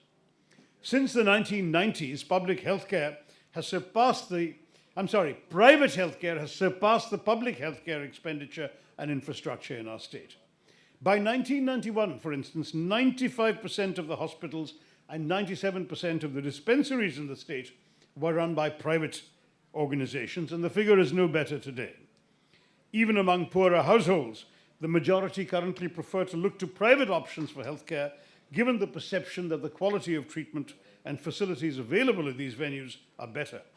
But this comes at a cost and raises the ominous challenge of high out-of-pocket expenditure to finance medical treatment. We all know that poverty is one of the biggest challenges for India, even today in the 21st century. But I hope you understand the enormous role that healthcare plays in deciding the fate of India's poor. The working poor are just one economic shock, which for a daily wage laborer could mean as little as missing a single day's work and pay on account of illness. one economic shock away from slipping below the poverty line. A catastrophic or terminal illness like cancer could mean wiping out a family's economic security, as land and home are sold to meet the medical expenses of the sole breadwinner when he's no longer able to earn to support his family. Almost 47% of hospital admissions in rural India and 31% in urban India were financed by loans and sales of assets. We must understand that poverty is an outcome first and a cause later, usually triggered by a health catastrophe, and that India's poor are living only one illness away from poverty. A 2017 Lancet survey pointed out that amongst 184 countries studied, India and Bangladesh jointly had the sixth largest out-of-pocket expenses for medical treatment. As per the World Bank, the out-of-pocket health expenditure as a percentage of private expenditure on health was 86% in India. That's about 56% in the UK, 32% in France, and just 20% in the USA. Overall, 65.5% of expenditure on health in India is private, while the global average is only 28%. Worryingly, this has contributed to poverty levels going up in our country at a time when successive governments are trying to move the marginalized and the poor in the opposite direction. The national sample surveys have established that healthcare expenditure between 2004 and 14 pushed 56 million citizens back into poverty in a decade. Now, despite all the positive efforts that have been made to make quality healthcare accessible in our state, we are home to one of India's highest levels of out-of-pocket expenditure. This has worrying implications for the ability of our more vulnerable segments to stay afloat as a result of their medical expenses. A 2020 study published in the International Journal of Community Medicine and Public Health, which surveyed the impact of out-of-pocket expenditure in rural Kerala, found that 41.6% of the total income of study participants was spent for healthcare of chronic diseases. This is known as catastrophic health expenditure, and it was also widely reported in a study that looked at the costs incurred for COVID treatment, with over 49.7% of households surveyed reporting catastrophic health expenditure due to their COVID hospitalization. Separate studies have pointed out that healthcare expenditure has been documented as the reason why over 12% of rural households and 8% of urban households in Kerala have been pushed below the poverty line.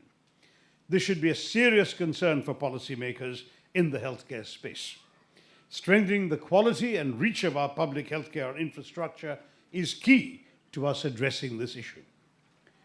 While improving conditions for our doctors and consequently the services provided by our healthcare infrastructure is, of course, an immediate priority, we must look at long-term commitments. One such aspect has to do with capacity building, especially in the field of medical research and innovation. It's a fact known to everyone in this room that despite our welcome performance in socio-economic development parameters, over time, Kerala is contending with a serious and worrying growth in the burden of diseases, particularly non-communicable diseases. The prevalence of diabetes in Kerala is over double the national average of 8%. That is, it's over 16.5%. We host one of India's highest cancer incidence rates, perhaps the highest. And recent reports suggest that over 40% of Kerala's population suffers from hypertension. The prevalence of serious comorbidities and an aging population, we have, as you know, the highest proportion of elderly citizens among states in the entire country. This makes Kerala even more vulnerable to the dangers of a future healthcare crisis. Similarly, non-communicable diseases and lifestyle-related diseases, the state, and those are some things I've already addressed, the state has in recent years also been at the forefront of a number of serious viral attacks. And while we've successfully waged campaigns against the likes of Nipah, swine flu, and now COVID, we must aspire to further shore up our defenses against future outbreaks of virus. There's something called the tomato flu that has attacked Kerala last week. Given these complex challenges that threaten to derail the long-term security of our society, we must collectively ensure that concerted efforts are made towards capacity building in our public health system by investing in medical research and innovation in our state. I've often talked about the need to fulfill the vision I expressed under UPA of making Trivandrum a knowledge city by developing an ecosystem of research institutes and educational institutions that will feed off each other to create a true knowledge hub in the state capital. Institutions like Trivandrum Medical College must, in partnership with other institutions of eminence like the Regional Cancer Centre and the Shri Institute of Medical Science and Technology, take the lead in developing such an ecosystem from a healthcare perspective. In order to get there, we will definitely have to swiftly address the basic impediments and obstacles that stand in our way. The perennial challenge of ensuring collaboration, securing investment, challenges of equipment and research facilities, and the cultivation of a culture of inquiry and investigation right at the core of our medical education. But this is easier said than done.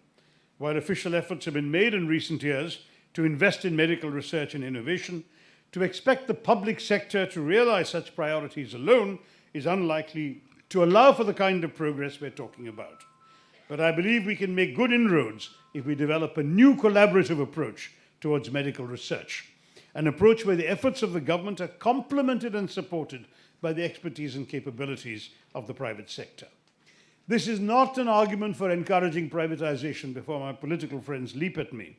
Rather, it is a call to develop a framework through which our public healthcare and medical education system can develop an interface with the private sector to address some of our current challenges. Led by the government, such a model that combines the strengths of the public and the private sector, including on aspects such as technology transfers, financing clinical interventions to look into root causes, encouraging more joint cutting-edge research on possible treatments and protocols, working together to enhance the reach of preventive efforts, and investing in medical R&D, this is the way forward.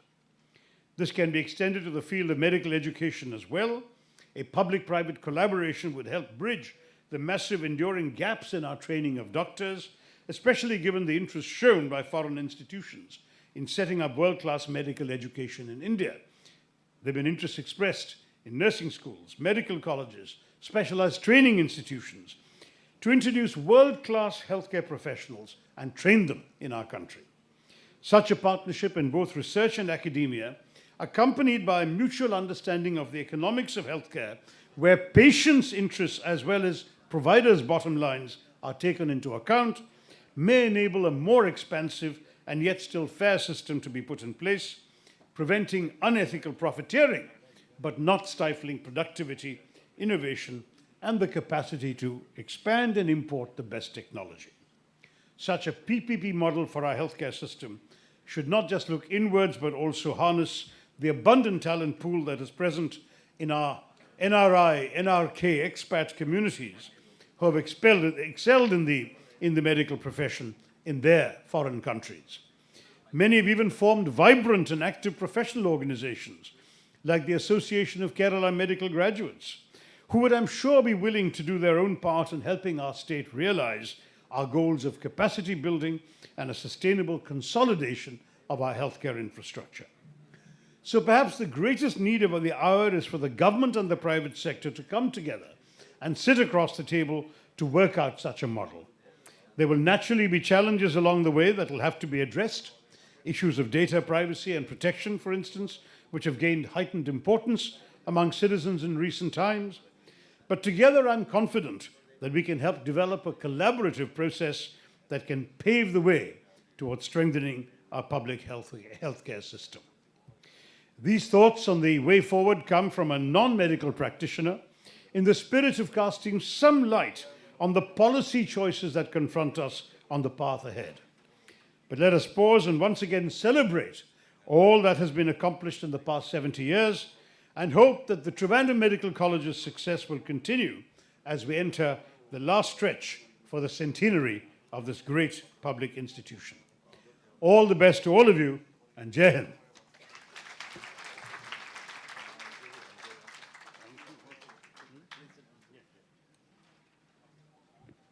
Thank you very much, sir, for that enlightening speech. Even some of the points actually I didn't know. So it's a great thanks to him. Now I request our former past president, Padma Shri Dr. Marthanamilla sir, please come to the stage, and also Dr. Rameshnan Nair sir, please come to the stage and occupy. Now we have 2-3 small functions. One is we want to release the souvenir. The souvenir is the chief editor and editor Dr. T. Suresh Kumar and editor Rukmini Panikar. Unfortunately, both of them could not join here. Our associate editor, Dr. V. Mohanan Nair, one of the very active official of Trivandrum Medical College Alumni Association. And please take the souvenir. I request our Honorable Mr. Antony Raju sir to present the souvenir to our Vice Chancellor of the Kerala Health University will receive it, sir. The souvenir. Yours.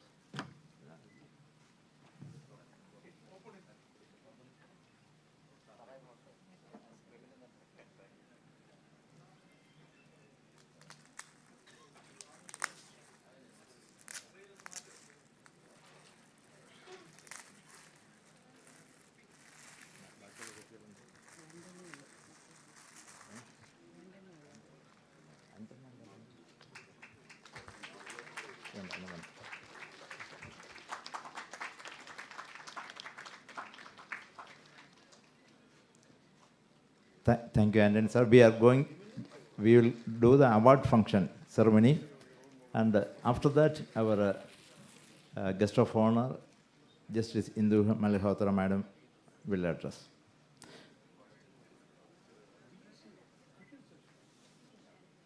See,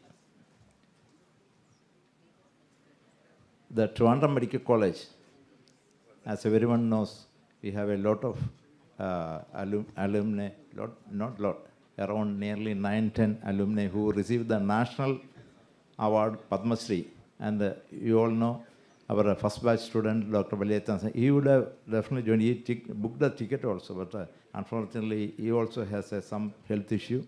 And Valyathan sir was the former, the Padma Bhushan. Let me also acknowledge the presence of ATMG. It is the Association of Trivandrum Medical Graduates Association in UK, ATMG UK. Its president, Dr. Devia Maheshwari, and secretary, Dr. Gopalakrishnan, are here. Also, the AKMG, Association of Kerala Medical Graduates in USA and Canada. Dr. Sindhu Pillai also is here. After this, during the award ceremony, I request both of you to come to the stage, please. Now, we had in the recognizing and honoring a few of the distinguished alumni who was doing wonders in not only in the profession but also in social activities. May I read a few of them? Actually, in the first day, we had given the prize, awards in the inaugural function. Now, at that time, because of some technical issue, we could not do that for a few of the distinguished alumni. Now, I invite those people, alumni to the stage. I will read the names. Dr. George Varghese, 1959 batch. Sir, please come. And I also request all the office bearers of the Alumni Association to come to the stage, please. Dr. Sindhu and Dr. Devia, please come.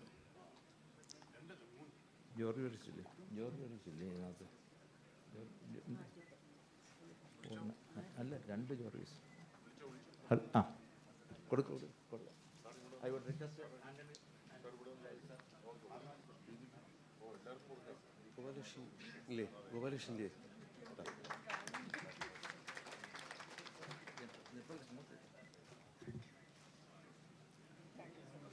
Dr.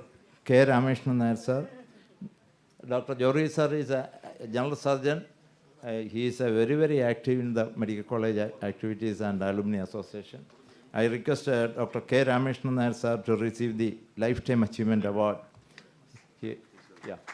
Actually, he is the head of plastic surgery here, and he is the proud son of our architect of Trivandrum Medical College, Dr. R. Keshavan Nair. And then the Distinguished Alumni Award, 1969 batch, Dr. Arvind Pillai. Arvind Pillai.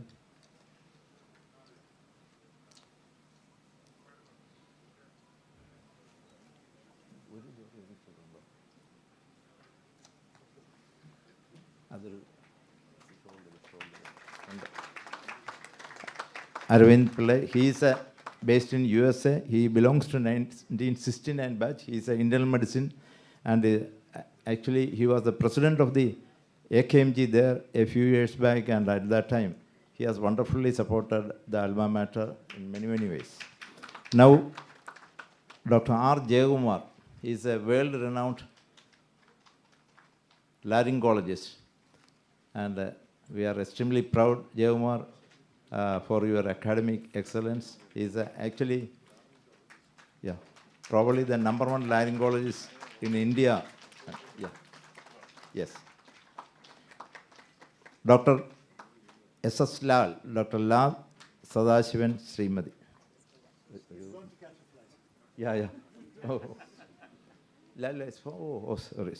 Sorry. Dr. Lakshmi Priya IAS. She belongs to 2004 batch, and again, please, Lakshmi. And she is the collector of Bangay Govan district in Assam. She is a Indian Academy Service. Yes.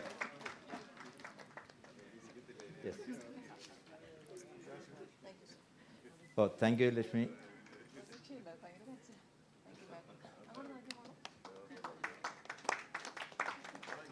Dr. Arun S. Nair, again a proud alumnus of Trivandrum Medical College, IAS. He is a IAS. He is presently the Assistant Secretary of Shipping Ministry in the central government.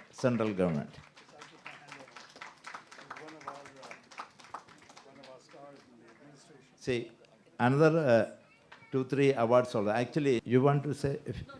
Okay. Now, Dr. Lakshmi Priya is a National Health Mission Mission Director in Assam. Oh, great. Yes, great. And probably you have to share some of your experiences also, after, if time allows. Then Dr. George Varghese, 1979 batch. He is a very renowned international faculty, but for a technical thing, we don't have that phalagam, but you will be honored here, and we will provide that phalagam later. So please come to the stage. And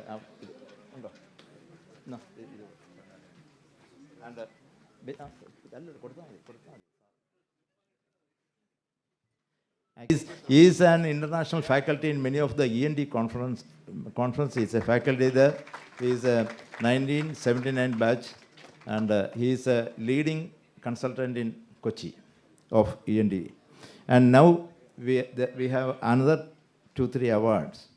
That is, during the pandemic, we all know that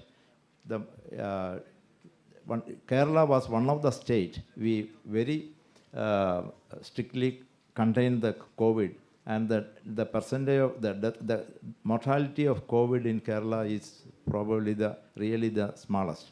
And in Trivandrum Medical College only, this most of the tertiary care of COVID was taken care. And here, in this case, at that time, the superintendent was Dr. M.S. Sharmat, who belongs to 1987 batch. Dr. M.S. Sharmat, we want to recognize you. Actually, I know, 24 hours, 365 days, he was in the hospital taking care of the COVID, and it is a special Trivandrum Medical College Excellence Award to M.S. Sharma. Dr. Nisar is here. Nisaruddin. Actually, he is not well. That's why. And another person is Dr. Santosh Kumar SS. At that time, he was the secretary, deputy superintendent, and everyone knows it.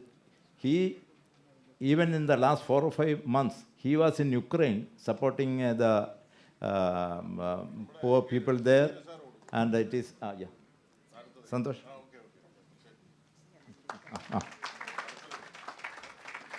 Actually, Nisa, you were also in the.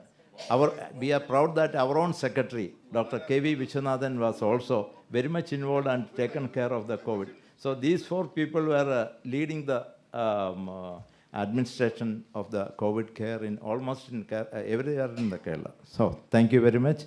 And after this, I. Sir, please stay back, sir. So the next award is for the most dedicated alumnus who has taken the association to today's stature. And, sir, 1 second, sir, just 1 second. Today's stature. And he has reached out to every nook and corner of the world. He has reached out to every alumnus of Trivandrum Medical College. The pillar of support, the heart and soul. Actually, words are not enough to describe this person.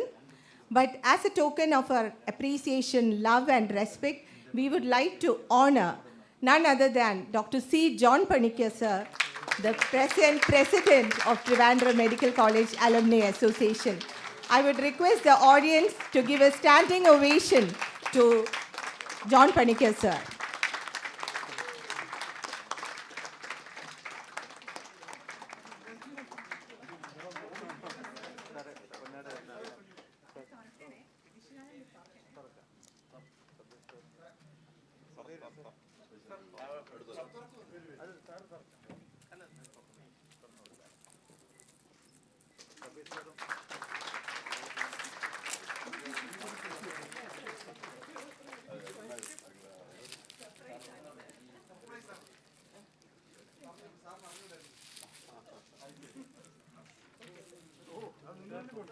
ഇത് നമുക്ക്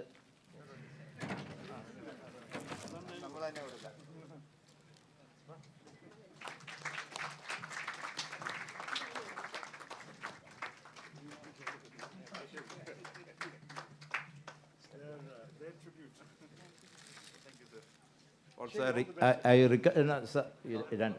request to Shashi to honor our ATMG president, Dr. Devya Maheshwari by Kannada. And also the AKMG president-elect, Dr. Sindhu Pilla. She is one of the gifted artists also.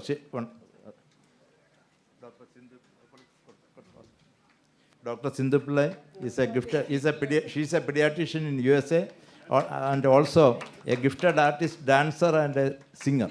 Oh, thank you. Thank you, sir. Yeah, please. Now, now I request the minister. Minister, yeah, okay. Now it is the turn to honor our past health ministers, because we all know that the Kerala health model, actually it started in, as I mentioned, immediately after our independence. And ആരോഗ്യ വകുപ്പ് മന്ത്രിമാരാണ് ഇതിനെല്ലാത്തിനും leadership കൊടുത്ത് നമ്മളിത് honour ചെയ്ത് ഈ രീതിയിലെത്തിച്ചത്. So we want to honour our former health ministers. അതുകൊണ്ടാണ് ഇവരെല്ലാം വിളിച്ചത്. ആൻഡ് ആദ്യമായിട്ട് നമുക്ക് ഇത് in presence of Indu Malhotra madam and we want to honour Sudheeran സാറിനെയാണ് ആദ്യമായിട്ട്.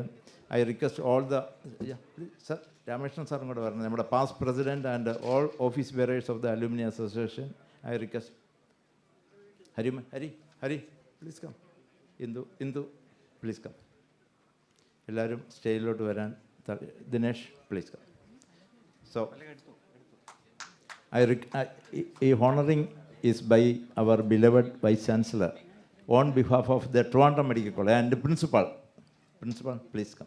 Our Kadakampally. You have to be in the center, madam, and the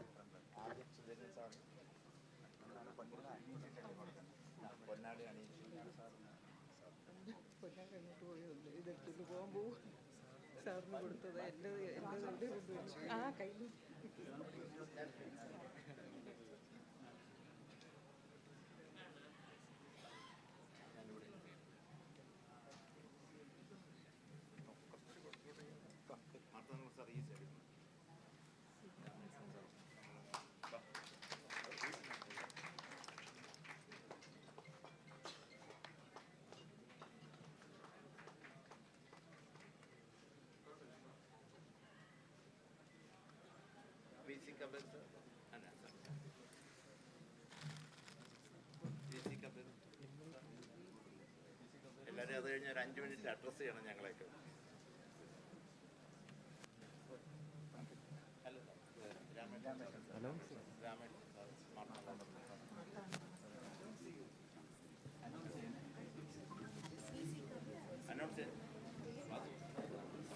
Visi Kabir, sir.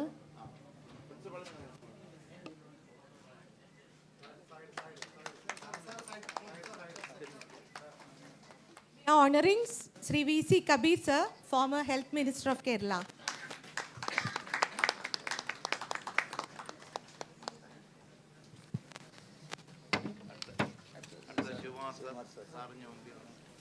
Sri V.S. Sivakumar, sir, former Health Minister of Kerala.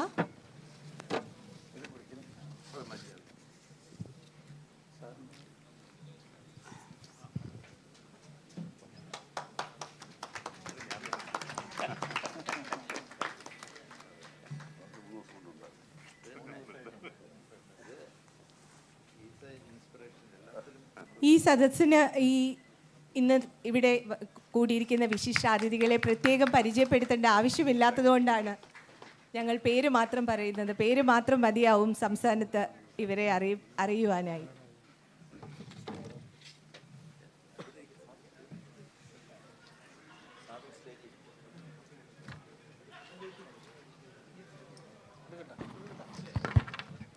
നമ്മുടെ guest of owner Indu Malhotra madam സംസാരിക്കുന്നതിന് മുമ്പ് I request all the former beloved ministers.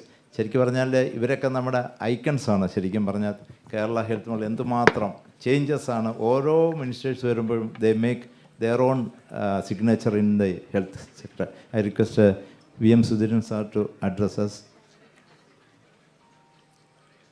ഈ വേദിയിലും സദസ്സിലും സന്നിഹിതരായിട്ടുള്ള പ്രഗത്ഭരായ സഹോദരന്മാരെ, പ്രിയപ്പെട്ട സുഹൃത്തുക്കളെ, ദീർഘമായൊരു സംസാരത്തിന് ഞാൻ മുതിരുന്നില്ല. ഞാനിവിടെ മെഡിക്കൽ കോളേജിൽ കഴിഞ്ഞ 2 ആഴ്ചയായി ഒരു ചെറിയ സർജറി കഴിഞ്ഞ് ട്രീറ്റ്മെൻറ്റ് കണ്ടിന്യൂ ചെയ്തുകൊണ്ടിരിക്കുകയാണ്. ഇൻപേഷ്യൻ്റായിട്ട് ഇവിടെ തന്നെ ഉണ്ട്. ഇതിനിടയിലാണ് ഈ ജോൺ പണിക്കരും സുഹൃത്തുക്കളും വന്ന് ഈ പരിപാടിക്ക് ക്ഷണിച്ചപ്പോൾ ഞാൻ വിചാരിച്ചത് ഫോർമർ ഹെൽത്ത് മിനിസ്റ്റേഴ്സിനെ വിളിച്ചൊരു പ്രത്യേക സെഷൻ നടത്തുമെന്നായിരുന്നു വിചാരിച്ചത്. ഈ പലതിൻ്റെ കൂട്ടത്തിലാകും എന്നൊരിക്കലും ഞാൻ വിചാരിച്ചിട്ടില്ല. അപ്പോൾ വന്ന് നേരെ പോകാം, ഒന്ന് നിങ്ങളെ കണ്ട് പഴയ ബന്ധങ്ങളൊന്ന് പുതുക്കി ആശംസകൾ അറിയിച്ചുകൊണ്ട് പോകാമെന്ന് കരുതിയാണ് വന്നത്. അതുകൊണ്ട് ഞാൻ സംസാരം കഴിഞ്ഞ ഉടനെ പോകേണ്ടി വരും, കാരണം അധികം നേരം ഇരിക്കാനും പറ്റുന്നില്ല എനിക്ക്.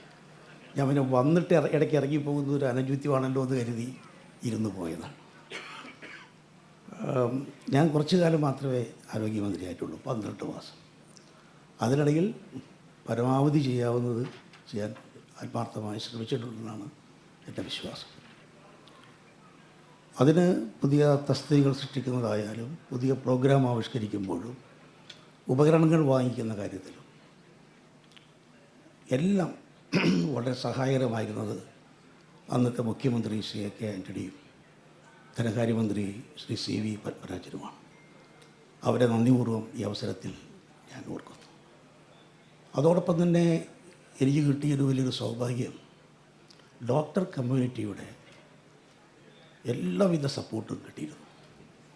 എല്ലാ പരിഷ്കാരങ്ങളും നടത്തിയത്, കാര്യങ്ങൾ മുന്നോട്ട് നീക്കിയത് GMCT, KGMO, അതുപോലെ നഴ്സുമാരുടെ സംഘടനകൾ, ആരോഗ്യവകുപ്പിലെ ഇതര ജീവനക്കാരുടെ സംഘടനകൾ, അവരെല്ലാവരുമായി ആശയവിനിമയം നടത്തിയിട്ടാണ് പുതിയ പ്രോഗ്രാംസ് ഉണ്ടാക്കിയത്, പുതിയ പല കാര്യങ്ങളിലും പരിഷ്കാരങ്ങൾ കൊണ്ടുവന്നിട്ടുള്ളത്.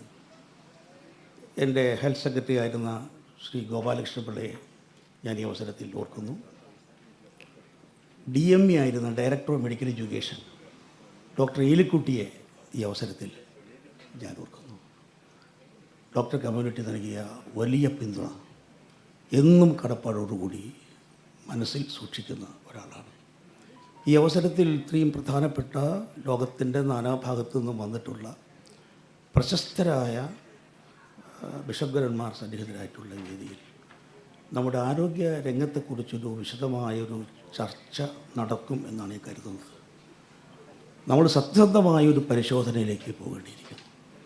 ആരോഗ്യരംഗത്ത് ഒരുപാട് നേട്ടങ്ങൾ ഉണ്ടായിട്ടുണ്ട്. കേരള മോഡൽ അന്തർദേശീയ തലത്തിൽ തന്നെ പ്രശംസിക്കപ്പെട്ടതാണ്.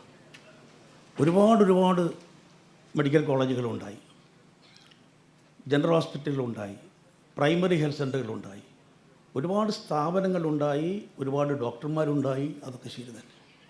പക്ഷെ നമ്മുടെ ഇന്നത്തെ ഹെൽത്ത് പോളിസി രോഗം വന്നാൽ ചികിത്സിക്കുക എന്നുള്ളതല്ലാതെ രോഗപ്രതിരോധം, പ്രിവെൻഷൻ്റെ കാര്യത്തിൽ വേണ്ട പോലെ ഊന്നൽ കൊടുക്കുന്നുണ്ട് എനിക്ക് തോന്നിയിട്ടില്ല. ഒരു ഭാഗത്ത് ആരോഗ്യരംഗത്ത് ഒരുപാട് സൗകര്യങ്ങളും പരിഷ്കാരങ്ങളും വന്നുകൊണ്ടിരിക്കുമ്പോൾ തന്നെ വലിയ ആരോഗ്യ പ്രശ്നങ്ങൾ, ആളുകളെ രോഗികളാക്കുന്ന, സമൂഹത്തെ രോഗാതുരമാക്കുന്ന സാഹചര്യം വർദ്ധിച്ചുകൊണ്ടിരിക്കുന്നു. മദ്യം, മയക്കുമരുന്ന് ഇന്ന് നമ്മുടെ സമൂഹത്തെ ബാധിക്കുന്ന ഏറ്റവും വലിയ ആരോഗ്യ പ്രശ്നമാണ്, സാമൂഹ്യ പ്രശ്നമാണ്. ഇതേക്കുറിച്ച് ഗൗരവമായി ആരോഗ്യ പ്രവർത്തകർ ചർച്ച ചെയ്യണം. ഗവൺമെൻറ്റുകൾ നയങ്ങളിൽ പുനഃപരിശോധന നടത്തേണ്ടിയിരിക്കുന്നു. കാരണം രോഗം വന്നാൽ ചികിത്സിക്കാൻ സൗകര്യമുണ്ട്. പക്ഷെ മനുഷ്യരെ രോഗികളാക്കുന്ന മദ്യവും മയക്കുമരുന്നും, അതുമാത്രമല്ല നാം കഴിക്കുന്ന പഴങ്ങളും പച്ചക്കറികളും എല്ലാം വിഷാംശമുള്ളതാണ്. ഇത് കഴിച്ചാൽ എങ്ങനെ അസുഖം വരാതിരിക്കും? നമ്മുടെ കുട്ടികൾ ചിക്കൻ പ്രേമികളാണ്. ചിക്കന് തൂക്കം കൂട്ടാൻ വേണ്ടി ഹോർമോൺ ഇഞ്ചക്ഷൻ കൊടുക്കുകയാണ്. മത്സ്യം കേടാകാതിരിക്കാൻ വേണ്ടി ഫോർമാലിൻ കൊടുത്ത് സൂക്ഷിക്കുകയാണ്. ഇതൊക്കെ ഉണ്ടാക്കുന്ന ആരോഗ്യ പ്രശ്നങ്ങളെക്കുറിച്ച് നമ്മുടെ സമൂഹം, രാഷ്ട്രീയ സമൂഹമാകട്ടെ, ആരോഗ്യ പ്രവർത്തകരാകട്ടെ, മറ്റു ബന്ധപ്പെട്ട ആളുകളാകട്ടെ വേണ്ട പോലെ ഗൗരവത്തിൽ പരിഗണിക്കുന്നില്ല. അതുകൊണ്ട് സംഭവിക്കുന്നത് എന്താണ്? ഒരു ഭാഗത്ത് ചികിത്സാ സൗകര്യങ്ങൾ വർദ്ധിക്കുന്നു, മറുഭാഗത്ത് രോഗികളുടെ എണ്ണം പെരുകിക്കൊണ്ടിരിക്കുന്നു, രോഗങ്ങൾ വർദ്ധിക്കുന്നു. ഏറ്റവും വലിയ മഹാമാരിയാണ് കോവിഡ്. അതിനേക്കാൾ വലിയ നിശബ്ദ കൊലയാളിയാണ് ലഹരി. നമ്മുടെ 8ാം ക്ലാസ്സിലെ സ്കൂൾ വിദ്യാർത്ഥികൾ പോലും ലഹരിയുടെ പിടിയിൽപ്പെട്ട് മാനസികമായി, കായികമായി ആരോഗ്യം തകരുന്ന, സാമൂഹ്യ പ്രശ്നങ്ങളിലേക്ക് പോകുന്ന അതിഗുരുതരമായൊരു സാഹചര്യം കണ്ടില്ലെന്ന് നടിക്കരുതെന്നാണ് എനിക്ക് അധികാരികളോട് പറയാനുള്ളത്. അതുപോലെ തന്നെ ആരോഗ്യ പ്രവർത്തകരോട് പറയാനുള്ളത്, ദയവായി തിരുവനന്തപുരം മെഡിക്കൽ കോളേജ് വലിയൊരു പാരമ്പര്യമുണ്ട്. അഭിമാനകരമായ നേട്ടങ്ങൾ കൈവരിച്ച മഹത്തായ സ്ഥാപനമാണ്. പണ്ഡിറ്റ് ജവഹർലാൽ നെഹ്റു ഉദ്ഘാടനം ചെയ്തു. അന്നത്തെ മുഖ്യമന്ത്രി C. കേശവനാണ്. ആരോഗ്യമന്ത്രി AJ ജോൺ സാറായിരുന്നു എന്നാണ് ഞാൻ മനസ്സിലാക്കിയിട്ടുള്ളത്. ഏതായാലും ഈ സ്ഥാപനം വളർത്തിയെടുക്കുന്നതിന് വേണ്ടി അങ്ങേയറ്റം ആത്മാർത്ഥമായി പ്രവർത്തിച്ച എല്ലാവരെയും ഒരിക്കൽ കൂടി ആദരപൂർവ്വം ഓർത്തുകൊണ്ട്, നന്ദി പറഞ്ഞുകൊണ്ട്, ഈ തരത്തിലൊരു ആദരവിന് ഞങ്ങളെ ക്ഷണിച്ചു വരുത്തിയ എല്ലാ സഹോദരന്മാരോടും പ്രത്യേകം നന്ദി പറയുന്നു. നമസ്കാരം. Thank you very much sir. ശരിക്കും പറഞ്ഞു കഴിഞ്ഞാൽ we all know that Sudheeran sir ഇരിക്കുന്ന സമയത്താണ് നമ്മുടെ ഇവിടെ കുറേ he brought the norms, correct norms for a transfer of, I remember I was in general hospital at that time. Correct norms implemented. അത് ചുമ്മാ നോംസ് പണ്ടേ ഉണ്ടായിരുന്നു, പക്ഷേ he only implemented it properly for the transfer. And we are extremely honored with your presence, sir, and also grateful for changing this health system with your mark. Now I request VC Kabir sir, ഇവരെല്ലാം selfless ആയിട്ട് serve ചെയ്ത അതാണ്. VC Kabir സാറിനെ പ്രത്യേകിച്ച് നമുക്കറിയാമല്ലോ. എല്ലാവർക്കും നമസ്കാരം. ഞാൻ സ്കൂൾ മാഷാണ്. അവിടെ ലളിതമായ മലയാളത്തിൽ പറയാം. കുറച്ച് ഇംഗ്ലീഷ് അറിയാൻ പറഞ്ഞാൽ ഇംഗ്ലീഷ് പറയുന്നില്ല. ശ്രീ സുധീരനായിരുന്നു എൻ്റെ മുൻഗാമി, എൻ്റെ ഗൈഡ്. മന്ത്രിയായിരിക്കുമ്പോൾ, അതും ആരോഗ്യവകുപ്പായിരിക്കുമ്പോൾ ഒരുപാട് സൗകര്യങ്ങളൊക്കെ ഉണ്ടാക്കാം എന്നൊക്കെ തോന്നിയിട്ടുണ്ട്. പക്ഷേ എനിക്കിപ്പോൾ വീടില്ല, കാറുമില്ല തിരുവനന്തപുരത്ത്. MLA ഹോസ്റ്റലിൽ കഞ്ഞി വെച്ച് കുടിച്ചിരുന്ന ഒരാളാണ് ഞാൻ. എൻ്റെ ഒരു അനുഭവം പഠിപ്പിക്കുന്നവരുണ്ട് ഇവിടെ, വിദേശത്ത് പോയി അനേകം കോടികൾ ഉണ്ടാക്കുന്നവരുണ്ട്, നാട്ടിൻപുറത്ത് ജോലി ചെയ്യാൻ പോകുന്നവരുണ്ട്. എൻ്റെ ഒരു അനുഭവം ഞാൻ പങ്കിടുന്നു. ഞാൻ 2-3 മിനിറ്റ് സംസാരിക്കുള്ളൂ. ഞാൻ MLA ആയിരിക്കുമ്പോൾ എൻ്റെ ഭാര്യയ്ക്ക് ഒരു പരിശോധനയ്ക്ക് വേണ്ടി ഒരു ലേഡി ഡോക്ടറെ അടുത്ത് പോയി. പരിശോധന കഴിഞ്ഞു. 100 രൂപ വേണം പറഞ്ഞു. ഞാൻ 100 രൂപ കൊടുത്തു. അപ്പോൾ മെഡിക്കൽ കോളേജിൽ പഠിപ്പിക്കുന്ന അധ്യാപകരോട്, പ്രൊഫസർമാരോട് എനിക്ക് പറയാനുള്ളത്, ഞാനൊരു ഗാന്ധിയനാണ്. ഗാന്ധിജിയൊന്നുമല്ല, ഗാന്ധിയനാണ്. നിങ്ങൾ പഠിപ്പിക്കുന്ന കുട്ടികളോട് ആർത്തി കാണിക്കരുത് എന്ന് പറയണം. MLA ആയിരിക്കുന്ന എന്നോട് 100 രൂപ വാങ്ങിയ ലേഡി ഡോക്ടർ ഇപ്പോൾ ഇല്ല. എവിടെയാണെന്ന് ഞാൻ പറയാൻ പാടില്ല, അത് പാപമാണ്. നമുക്കൊരു വീട് വേണം, 2 വീട് വേണം, ഫ്ലാറ്റ് വേണം, അല്ലെങ്കിൽ വില്ല വേണം, 1-2 കാറ് വേണം, 2-3 മൊബൈൽ വേണം. അത്രയൊക്കെ ആയാൽ സംതൃപ്തിയാവില്ലേ? ചില ഡോക്ടർമാർ വളരെ നല്ല മനുഷ്യരായി വരുന്ന രോഗിക്ക് വണ്ടിക്കൂലി കൊടുക്കുന്നുണ്ട്, മരുന്ന് കൊടുക്കുന്നുണ്ട്, ഭക്ഷണം വാങ്ങിച്ചു കൊടുക്കുന്നുണ്ട്. അങ്ങനെയുള്ളവരെയും ഞാൻ കണ്ടിട്ടുണ്ട്. എൻ്റെ കയ്യിൽ നിന്ന് 100 രൂപ വാങ്ങിയത് പോലുള്ള ഡോക്ടർമാരെയും കണ്ടിട്ടുണ്ട്. അതുപോലെ തന്നെ സ്ഥലം മാറ്റത്തിന് ആവശ്യമില്ലാതെ രാഷ്ട്രീയക്കാരെയും MLA-മാരെയൊക്കെ പിടിച്ച് സമ്മർദ്ദം ചെലുത്തി സ്ഥലം മാറ്റം വാങ്ങുന്നതിന് പിന്നിൽ നല്ല ചരിത്രമല്ല. അപ്പോൾ അതൊക്കെ ശ്രദ്ധിക്കുക. വേറെ കൂടുതലൊന്നും പറയാനില്ല. ഏറ്റവും നല്ല ഒരു മദർ എന്നൊക്കെ പറഞ്ഞ് ഞാനും മദർ എന്ന് പറയാമെന്ന് വിചാരിച്ചാണ് ഇവിടെ പറഞ്ഞു പോയി. തിരുവിതാംകൂർ മഹാരാജകുടുംബത്തിൻ്റെ ദൈവം അവർക്ക് നന്മ നൽകട്ടെ. അവരുടെ കൂടി ബുദ്ധിയും സഹായവുമാണിത്. ബഹുമാനപ്പെട്ട ജവഹർലാൽ നെഹ്റു ഇവിടെ വന്നു ഉദ്ഘാടനം ചെയ്തു എന്നുള്ളതും ചരിത്ര സംഭവമാണ്. പക്ഷേ ഇന്ന് ചരിത്ര സംഭവങ്ങളെല്ലാം തൂത്തുമാറ്റാനുള്ള ശ്രമമാണ് നടന്നുകൊണ്ടിരിക്കുന്നത്. എന്തായാലും നന്നായി ഞങ്ങളെ വിളിച്ച്, മുൻ മന്ത്രിമാരെ വിളിച്ച് ആദരിച്ചത് എൻ്റെ പൊതുജീവിതത്തിൽ വലിയൊരു അംഗീകാരമായിട്ടാണ് ഞാൻ കാണുന്നത്. അതുപോലെ തന്നെ ഈ വികസനം കേരളത്തിൽ ആവശ്യമാണ്. ഇപ്പോഴുള്ള ചികിത്സാ രംഗത്തിൽ മിടുക്കന്മാരായ ഡോക്ടർമാരാണ് നമ്മുടെ മെഡിക്കൽ കോളേജിലും ഒക്കെ ഉള്ള നല്ല ഡോക്ടർമാരാണ്, കഴിവുള്ളവരാണ്, ആർത്തിയില്ലാത്തവരാണ്. പക്ഷേ നമ്മുടെ ഡോക്ടർമാരെ, നമ്മുടെ ചികിത്സയെ, നമ്മുടെ മെഡിക്കൽ കോളേജുകളെ ഭരിക്കുന്ന മന്ത്രിമാർക്ക് എല്ലാവർക്കും തൃപ്തിയുണ്ടോ? അവർക്കെല്ലാം അമേരിക്കയിലേക്ക് പോകണം, മറ്റ് സ്ഥലങ്ങളിൽ പോയി ചികിത്സിച്ചാലേ തൃപ്തിയാവും. ഞാൻ സർട്ടിഫൈ ചെയ്യുന്നു, ഞാൻ പറയുന്നു, കേരളത്തിലെ ആരോഗ്യവകുപ്പ് പഠിക്കുന്ന ഡോക്ടർമാർ ഇന്ത്യയിൽ ഏറ്റവും നമ്പർ 1 ആണ് എന്ന് ഞാൻ പറയുന്നു. അവരെ വിശ്വസിക്കാതെ ലക്ഷക്കണക്കിന് കോടിക്കണക്കിന് രൂപ ചെലവ് ചെയ്ത് വിദേശത്ത് പോയി ചികിത്സിച്ചിട്ട് ദീർഘകാലം ജീവിക്കാമെന്ന് ആഗ്രഹിക്കുന്നത് നമ്മുടെ മെഡിക്കൽ ഡിപ്പാർട്ട്മെൻറ്റിനോട് ചെയ്യുന്ന അനീതിയാണ് എന്ന് കബീർ മാഷ് പറയുന്നു.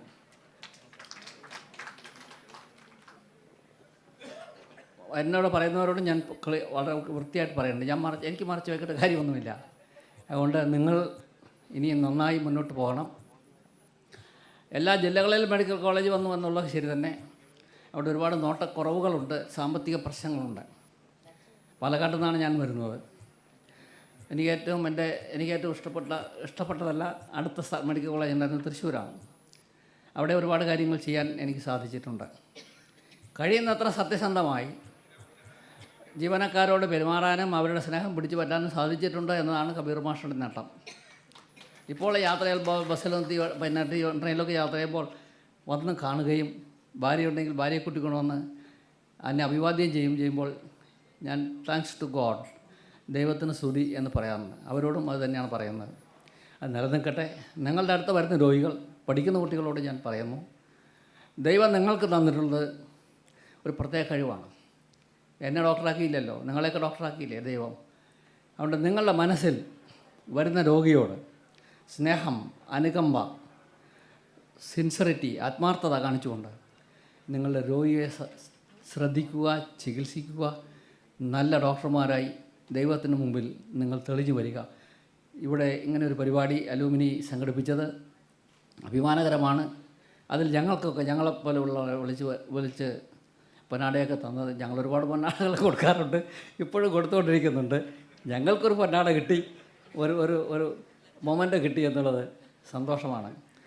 ദൈവത്തിന് സ്തുതി. നിങ്ങൾക്കെല്ലാവർക്കും നന്മ വരട്ടെ. എൻ്റെ വാക്ക് കേട്ടതിന് നന്ദി. ജയ് Hind. Thank you very much, sir. I request Sivakumar sir, our own Trivandrumite and but the long time he was a MLA here also.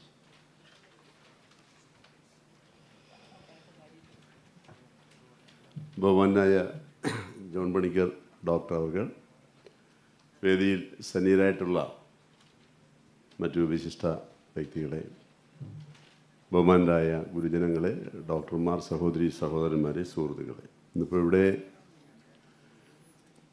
മുൻ ആരോഗ്യമന്ത്രിമാരെ അവർക്കൊരു ആദരവ് നൽകിയതിൽ ഏറ്റവും പ്രായം കുറഞ്ഞ മുൻ മന്ത്രിയാണ് ഞാൻ. വളരെ അനുഭവ സമ്പത്തുള്ളവരാണ് ശ്രീ VM സുധീരനും കബീർ മാഷും. അവരെയൊക്കെ പിന്തുടർന്നുകൊണ്ടാണ് ഞാൻ ആരോഗ്യമന്ത്രിയായി 4 വർഷക്കാലം 2012 മുതൽ 2016 വരെ ആരോഗ്യവകുപ്പ് മന്ത്രിയായി പ്രവർത്തിക്കാൻ ഒരവസരം ലഭ്യമായത്. ഞാൻ മനസ്സിലാക്കുന്നത്, ഒരു ഗവൺമെൻറ്റിൽ, മന്ത്രിസഭയിൽ ഏറ്റവും പ്രധാനപ്പെട്ട വകുപ്പാണ് ആരോഗ്യ വകുപ്പ് എന്നുള്ള കാര്യം ആ സമയത്താണ് ഞാൻ മനസ്സിലാക്കിയത്. കാരണം ജനങ്ങളുടെ നിത്യജീവിതവുമായി ഇത്രയധികം ബന്ധപ്പെട്ട് നിൽക്കുന്ന ഒരു വകുപ്പ് മറ്റൊന്നുമില്ല. അവിടെ ആരോഗ്യ പ്രശ്നമാണല്ലോ ഏറ്റവും പ്രധാനപ്പെട്ട കാര്യം. അപ്പോൾ അതുകൊണ്ട് ആ കാര്യങ്ങൾ മനസ്സിൽ വെച്ചുകൊണ്ടാണ് തീർച്ചയായിട്ടും 4 വർഷക്കാലം ഞാൻ പ്രവർത്തിച്ചത്. തിരുവനന്തപുരം മെഡിക്കൽ കോളേജ് ഇപ്പോൾ പ്ലാറ്റിനം ജൂബിലി ആഘോഷിക്കുന്നു. ഇവിടെ എല്ലാവരും സൂചിപ്പിച്ചതുപോലെ കേരളത്തിൻ്റെ ആരോഗ്യ പരിപാലന രംഗത്ത് നമ്മൾ ഇന്ത്യക്ക് മാതൃകയായി നിൽക്കുന്നുവെങ്കിൽ അതിൻ്റെ ഏറ്റവും പ്രധാനപ്പെട്ട അടിസ്ഥാനപരമായ പ്രവർത്തനങ്ങൾക്ക് നേതൃത്വം കൊടുത്തത് തിരുവനന്തപുരം മെഡിക്കൽ കോളേജാണ് എന്നുള്ള കാര്യത്തിൽ യാതൊരു സംശയവുമില്ല. പണ്ഡിറ്റ് ജവഹർലാൽ നെഹ്റു 1951 ഉദ്ഘാടനം ചെയ്തു. ആദ്യത്തെ മെഡിക്കൽ കോളേജാണ്. അത് കഴിഞ്ഞാണ് കോഴിക്കോട് മെഡിക്കൽ കോളേജ് വന്നത് 59. അത് കഴിഞ്ഞാണ് ആലപ്പുഴ മെഡിക്കൽ കോളേജും, അത് കഴിഞ്ഞ് പിന്നെ നമ്മുടെ തൃശ്ശൂർ മെഡിക്കൽ കോളേജ്. അപ്പോൾ യഥാർത്ഥത്തിൽ ഈ മെഡിക്കൽ കോളേജാണ് ഇവിടെ സൂചിപ്പിച്ചതുപോലെ ഒരു മദർ മെഡിക്കൽ കോളേജ് എന്ന് പറയുന്നത്. ഏറ്റവും പ്രധാനപ്പെട്ട കാര്യം, ഇവിടെ കബീർ മാഷ് സൂചിപ്പിച്ച ഒരു കാര്യമുണ്ട്, ഇന്ത്യയിൽ എവിടെ പുറത്തൊക്കെ പോയി ചികിത്സിക്കുന്നു എന്ന് പറയുന്നു. നമ്മുടെ പല ആളുകളും ഏറ്റവും പ്രഗത്ഭരായിട്ടുള്ള ഡോക്ടർമാരാണ് അവരെ സൃഷ്ടിച്ച ഒരു മെഡിക്കൽ കോളേജാണ് തിരുവനന്തപുരം എന്ന് പറയാൻ അഭിമാനത്തോടു കൂടി ഞാൻ ഈ അവസരം വിനിയോഗിക്കുകയാണ്. കാരണം വിദേശ രാജ്യങ്ങളിലൊക്കെ ചികിത്സയ്ക്ക് പോകാറുണ്ട്. തിരുവനന്തപുരം മെഡിക്കൽ കോളേജ് മാത്രമല്ല, മറ്റ് കേരളത്തിലെ മെഡിക്കൽ കോളേജ് വിദേശ രാജ്യങ്ങളിലൊക്കെ ചികിത്സയ്ക്ക് പോയി അവിടെ ചികിത്സ നേടുന്നത് ആരുടെ അടുത്ത് പോയിട്ടാണ്? അവിടെ ഈ മലയാളി ഡോക്ടർമാരുടെ അടുത്ത് പോയിട്ടാണ്. തിരുവനന്തപുരം മെഡിക്കൽ കോളേജിൽ പഠിച്ച, കോഴിക്കോട് മെഡിക്കൽ കോളേജിൽ പഠിച്ച മെഡിക്കൽ കോളേജ് നമ്മൾ പറയും, അവിടെ പിന്നെ ഷിക്കാഗോയിൽ അല്ലെങ്കിൽ UK പിന്നെ മറ്റു പല രാജ്യങ്ങളിലും പോയി അവിടെ ചികിത്സയ്ക്ക് പോകുമ്പോൾ അവിടെ ചികിത്സിക്കുന്നത് നമ്മുടെ ഡോക്ടർമാരാണ്, മലയാളി ഡോക്ടർമാരാണ്. അപ്പോൾ വളരെ തിരുവനന്തപുരത്തിൻ്റെ മാത്രമല്ല കേരളത്തിൻ്റെ മറ്റ് മെഡിക്കൽ കോളേജുകളുടെ ചരിത്രം പരിശോധിച്ചാൽ ലോകപ്രശസ്തരായിട്ടുള്ള ഡോക്ടർമാരെ സൃഷ്ടിച്ച ഒരു സ്ഥാപനമാണ് തിരുവനന്തപുരം മെഡിക്കൽ കോളേജ് എന്നുള്ളതാണ് ഏറ്റവും അഭിമാനകരമായ കാര്യമായി ഞാൻ ഈ അവസരത്തിൽ ചൂണ്ടിക്കാണിക്കാൻ ആഗ്രഹിക്കുന്നു. അത് ആ കാലഘട്ടം മുതൽ ഇവിടെ പ്രഗത്ഭരായിട്ടുള്ള ഡോക്ടർമാരെ ആദരിച്ചു, അങ്ങനെയുള്ള കാര്യങ്ങളൊക്കെ ചെയ്തു. ആ പ്രവർത്തനങ്ങളുമായിട്ടൊക്കെ മുന്നോട്ട് പോകാൻ കഴിഞ്ഞു. നമ്മൾ മെഡിക്കൽ വിദ്യാഭ്യാസ ഈ ആരോഗ്യ പരിപാലന രംഗത്ത് ഞാൻ മനസ്സിലാക്കിയ പ്രധാനപ്പെട്ട കാര്യം 3 കാര്യങ്ങളാണ്. ഒന്ന്, അടിസ്ഥാന സൗകര്യങ്ങൾ മെച്ചപ്പെടണം. രണ്ടാമത്തെ കാര്യം, ആവശ്യത്തിന് ഡോക്ടർമാരും മറ്റ് സ്റ്റാഫുകളും ഉണ്ടാകണം. മൂന്നാമത്തെ കാര്യം, ആവശ്യമായ മരുന്നുകൾ ജനങ്ങൾക്ക് ലഭ്യമാകുന്നതിലേക്ക് വേണ്ടിയുള്ള നടപടികൾ ഉണ്ടാകണം. ഈ 3 കാര്യവുമാണ് ഈ മേഖലയിൽ സംതൃപ്തമായ ഒരു പ്രവർത്തനങ്ങൾ കാഴ്ചവെക്കാൻ നമുക്ക് കഴിയുന്നത്. അപ്പോൾ ഈ 3 കാര്യങ്ങളും വെച്ചുകൊണ്ട് കുറേയധികം കാര്യങ്ങളൊക്കെ ചെയ്യാൻ അന്ന് ആ കാലഘട്ടത്തിൽ സാധിച്ചു എന്ന് വിശ്വസിക്കുന്ന ഒരാളാണ്. തിരുവനന്തപുരം മെഡിക്കൽ കോളേജിൽ തന്നെ ഇന്ന് കാണുന്ന നമ്മുടെ മൾട്ടി സ്പെഷ്യാലിറ്റി ബ്ലോക്ക്, അത് ഞാൻ ആരോഗ്യമന്ത്രിയായിരുന്ന സമയത്ത് തുടക്കം കുറിച്ചു. ഉമ്മൻചാണ്ടി സാർ വന്ന്, മുഖ്യമന്ത്രിയായിരുന്ന അദ്ദേഹം വന്ന് ഉദ്ഘാടനം ചെയ്തു. അത് ആധുനിക മോർച്ചറി, വളരെ വിശാലമായിട്ടുള്ള SAT ആശുപത്രിയുടെ ഇപ്പുറത്ത് കാണുന്ന ആ ഗ്രൗണ്ടിൽ കാണുന്ന 25 കോടി രൂപ മുടക്കിയ പ്രത്യേക ബ്ലോക്ക്. അതുപോലെ തന്നെ നമ്മുടെ ഈ കോറിഡോർ, OP-യിലേക്ക് പോകുന്ന കോറിഡോർ 4 കോടി രൂപ മുടക്കി ഞാൻ തന്നെ പൂർത്തീകരിച്ചു. ഗവൺമെൻറ് കാലാവധി പോയി. പിന്നെ മുഖ്യമന്ത്രി പിണറായി വിജയൻ വന്ന് ഉദ്ഘാടനം ചെയ്തു. പിന്നെ ഒരു കാര്യം ഇവിടെ തുടങ്ങിയത്, യഥാർത്ഥത്തിൽ എനിക്കൊരു വലിയ പ്രയാസമുള്ളൊരു കാര്യം, ഈ ലിവർ ട്രാൻസ്പ്ലാന്റേഷൻ യൂണിറ്റ് കേരളത്തിൽ ആദ്യമായി തിരുവനന്തപുരത്ത് തുടങ്ങി. ആ മൃതസഞ്ജീവനി പദ്ധതി തുടങ്ങിയത് ഞാൻ മന്ത്രിയായിരുന്ന സമയത്താണ്.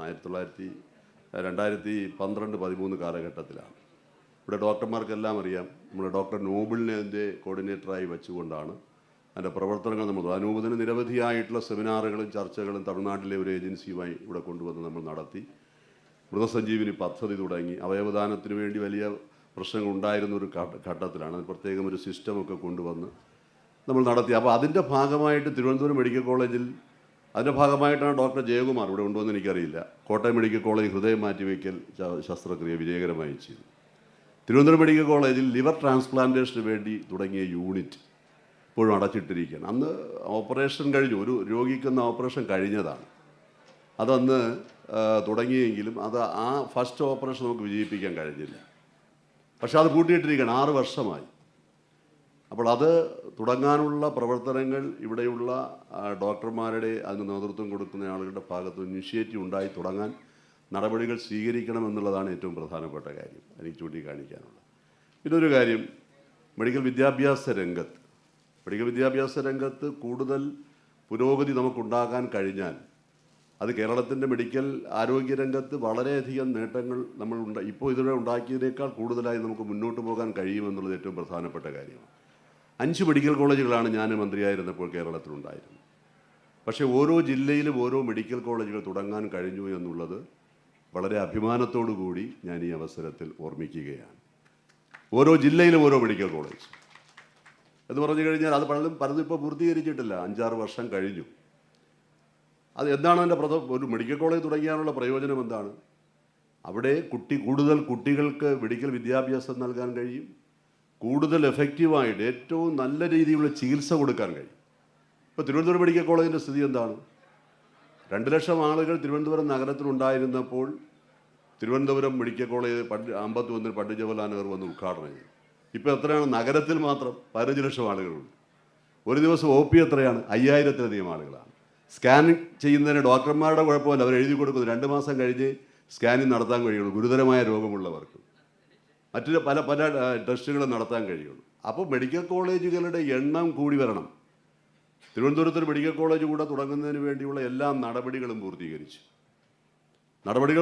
എന്ന് പറഞ്ഞാൽ ജനറൽ ആശുപത്രി 125 ഏക്കർ വേണം. 125 ഏക്കറുള്ളൊരു കാമ്പൗണ്ടാണ് ജനറൽ ഹോസ്പിറ്റൽ കാമ്പൗണ്ട്.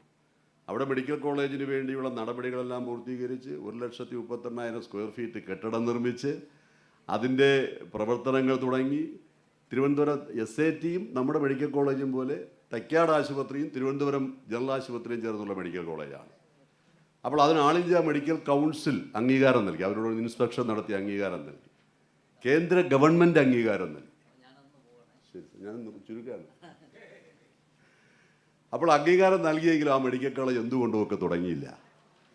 പ്രിൻസിപ്പളിനെ നിയമിച്ചു, 102 പോസ്റ്റുകൾ ക്രിയേറ്റ് ചെയ്തു, പ്രൊഫസർമാർ, അസിസ്റ്റന്റ് പ്രൊഫസർമാർ, അസോസിയേറ്റ് പ്രൊഫസർമാർ. പക്ഷെ ഞാൻ പറഞ്ഞത്, ആ മെഡിക്കൽ കോളേജ് ആരംഭിച്ചിരുന്നു എങ്കിൽ ഈ മെഡിക്കൽ കോളേജ് തിരുവനന്തപുരത്ത് നമ്മുടെ ഈ മെഡിക്കൽ കോളേജിൻ്റെ തിരക്കൊഴിവാക്കാൻ കഴിയുമായി.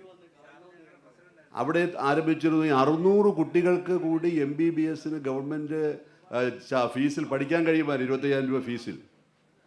അപ്പോൾ അത് തുടങ്ങുവാനുള്ള നടപടികൾ തീർച്ചയായിട്ടും തുടങ്ങി. എല്ലാ നടപടിക്രമങ്ങളും പൂർത്തീകരിക്കും. തുടങ്ങിയാൽ മതി, ഗവൺമെൻറ് തീരുമാനിച്ചാൽ മതി. കേന്ദ്ര ഗവൺമെൻറ്റും ആൾ ഇന്ത്യ മെഡിക്കൽ കൗൺസിലും അവർ അംഗീകരിച്ചതാണ്. അപ്പോൾ അങ്ങനെയുള്ള കാര്യങ്ങൾ നമ്മുടെ ഇടയുണ്ട്. എല്ലാ ജില്ലകളിലും മെഡിക്കൽ കോളേജ് തുടങ്ങിയെന്ന് പറഞ്ഞു കഴിഞ്ഞാൽ കാസർഗോഡ് തുടങ്ങി, മഞ്ചേരിയിൽ തുടങ്ങി, പാലക്കാട് തുടങ്ങി, വയനാട് തുടങ്ങി. വയനാട് മെഡിക്കൽ കോളേജ് ഇപ്പോൾ അനിശ്ചിതാവസ്ഥയിലാണ്. കോന്നിയിൽ തുടങ്ങി. പാരിപ്പള്ളി മെഡിക്കൽ കോളേജ് നമ്മളന്ന് ആരംഭിക്കുന്നതിലേക്ക് വേണ്ടി തീരുമാനിച്ചു. കൊച്ചി മെഡിക്കൽ കോളേജ് സഹകരണ ഡിപ്പാർട്ട്മെൻറ്റിൽ നിന്നും ഏറ്റെടുത്ത് സംസ്ഥാന ഗവൺമെൻറ്റിൻ്റെ ആക്കി. അപ്പോൾ യഥാർത്ഥത്തിൽ നമ്മുടെ വളരെ കുട്ടികൾക്ക് പഠിക്കാനുള്ള അവസരമില്ലാത്തത് കൊണ്ടാണ് ഉക്രൈനിലൊക്കെ പോയി എന്തൊരു പ്രതിസന്ധിയാണ് കുട്ടികൾക്കുണ്ടായിട്ട്. അപ്പോൾ മെഡിക്കൽ വിദ്യാഭ്യാസ രംഗത്ത് കുട്ടികൾക്ക് പഠിക്കുന്നതിലേക്ക് വേണ്ടിയുള്ള കൂടുതൽ അവസരങ്ങൾ ഉണ്ടാക്കുക എന്നുള്ളത് നമ്മുടെ ഈ കാലഘട്ടത്തിൻ്റെ തന്നെ ആവശ്യമാണ്. അത് നിർവഹിക്കപ്പെട്ടുകൊണ്ട് നമുക്ക് പൂർത്തീകരിച്ചുകൊണ്ട് മുന്നോട്ട് പോകണം. ഇപ്പോൾ ഗവൺമെൻറ് ആ കാര്യങ്ങളിലൊക്കെ കുറച്ച് ശ്രദ്ധിക്കുന്നു എന്നുള്ളതാണ് ഞാൻ മനസ്സിലാക്കുന്നത്. അപ്പോൾ ആ എല്ലാ ജില്ലകളിലും മെഡിക്കൽ കോളേജ് വന്നുവെന്ന് പറയുന്നത്, നഗരത്തിനകത്ത് തന്നെ തിരുവനന്തപുരം നഗരം പോലെയുള്ള നഗരത്തിൽ 2ഓ 3ഓ ഗവൺമെൻറ് മെഡിക്കൽ കോളേജുകൾ വരാനുള്ള ഒരു സാഹചര്യം ഈ തിരുവനന്തപുരം നഗരത്തിലുണ്ട്. ചെന്നൈയിൽ എത്രയുണ്ട്, ഡൽഹിയിൽ എത്രയുണ്ട്, എല്ലാ സംസ്ഥാന തലസ്ഥാനങ്ങളിലുമുണ്ട്. അപ്പം ഞാൻ സൂചിപ്പിച്ചത്, മെഡിക്കൽ വിദ്യാഭ്യാസത്തിൻ്റെ ഒരു ഹബ്ബായി കേരളത്തെ മാറ്റുന്നതിലേക്ക് വേണ്ടിയുള്ള നടപടികൾ ആ കാലഘട്ടത്തിൽ സ്വീകരിച്ചിരുന്നു എന്നുള്ളതാണ്. അതിനി മുന്നോട്ട് കൊണ്ടുപോകേണ്ടത്, പരിപൂർണമാക്കണം. അത് തുടർന്ന് വരുന്ന ഗവൺമെൻറ്റുകൾ ആ കാര്യങ്ങൾ ചെയ്യേണ്ടതുണ്ട് എന്നുള്ളതാണ്. മരുന്നിൻ്റെ കാര്യത്തിൽ ഞാനൊന്ന് ചെയ്ത കാര്യം ഒന്ന് സൂചിപ്പിക്കാൻ ആഗ്രഹിക്കും. മെഡിക്കൽ കോളേജുകൾ മുതൽ പ്രൈമറി ഹെൽത്ത് സെൻ്ററുകൾ വരെ ജനറിക് മരുന്നുകൾ സൗജന്യമായി വിതരണം ചെയ്യുന്നതിലേക്ക് വേണ്ടിയുള്ള നടപടികൾ സ്വീകരിച്ചിരിക്കുകയാണ്. കാരുണ്യ പദ്ധതി പോലെ ലോട്ടറിയിലൂടെ പദ്ധതികൾ പാവപ്പെട്ട ആളുകളെ സഹായിക്കുന്നതിനൊക്കെയുള്ളൊരു പദ്ധതികൾ നമ്മൾ ആരംഭിച്ചു. അപ്പോൾ അങ്ങനെയൊക്കെയുള്ള കാര്യങ്ങൾ ചെയ്യാൻ കഴിഞ്ഞിട്ടുണ്ട്. അത് ഇതുപോലൊരു വേദിയിൽ ഞാനൊന്ന് സൂചിപ്പിച്ചു എന്നുള്ളതേ ഉള്ളൂ. ദീർഘമായി പ്രസംഗിക്കുന്നില്ല. മാഡം അത് അവർക്ക് സംസാരിക്കാനുണ്ട്. എന്തായിരുന്നാലും ഇതുപോലെയുള്ളൊരു ചടങ്ങിൽ ഞങ്ങളെയൊക്കെ വിളിച്ച് ആദരിക്കാൻ കഴിഞ്ഞതിലുള്ള സന്തോഷം ഞാൻ രേഖപ്പെടുത്തുകയാണ്. ആരോഗ്യരംഗത്ത് കുറേയധികം കാര്യങ്ങൾ മന്ത്രിയായിരുന്നപ്പോൾ ചെയ്യാൻ കഴിഞ്ഞു. അന്ന് ശ്രീ VM ഇവിടെ ചൂണ്ടിക്കാണിച്ചതുപോലെ ശ്രീ രാജീവ് സദാനന്ദൻ വളരെ പ്രഗത്ഭനായ ഉദ്യോഗസ്ഥൻ, പരിചയസമ്പന്നനായ ഉദ്യോഗസ്ഥൻ. അദ്ദേഹം അന്ന് ഹെൽത്ത് സെക്രട്ടറി ആയിരുന്നു. ഡോക്ടർ റംല ഇവിടെ ഇരിപ്പുണ്ട്, അവർ DME ആയിരുന്നു. അതിനു മുമ്പ് ഡോക്ടർ ഗീത, അവരുടെയൊക്കെ ആത്മാർത്ഥമായ സഹകരണം, മെഡിക്കൽ കോളേജ് പ്രിൻസിപ്പൽമാരുടെ DHSൻ്റെയൊക്കെ സഹകരണത്തോടു കൂടി കുറേയധികം കാര്യങ്ങൾ ആ കാലഘട്ടത്തിൽ ചെയ്യാൻ കഴിഞ്ഞു എന്നുള്ളത് ഒരു ചാരിതാർത്ഥ്യമുണ്ട്. അതിൻ്റെ ഒരു അംഗീകാരമായിട്ട് കൂടെ ഞാൻ ഈ ചടങ്ങിനെ കാണുകയാണ്. എല്ലാവർക്കും നന്ദി, നമസ്കാരം.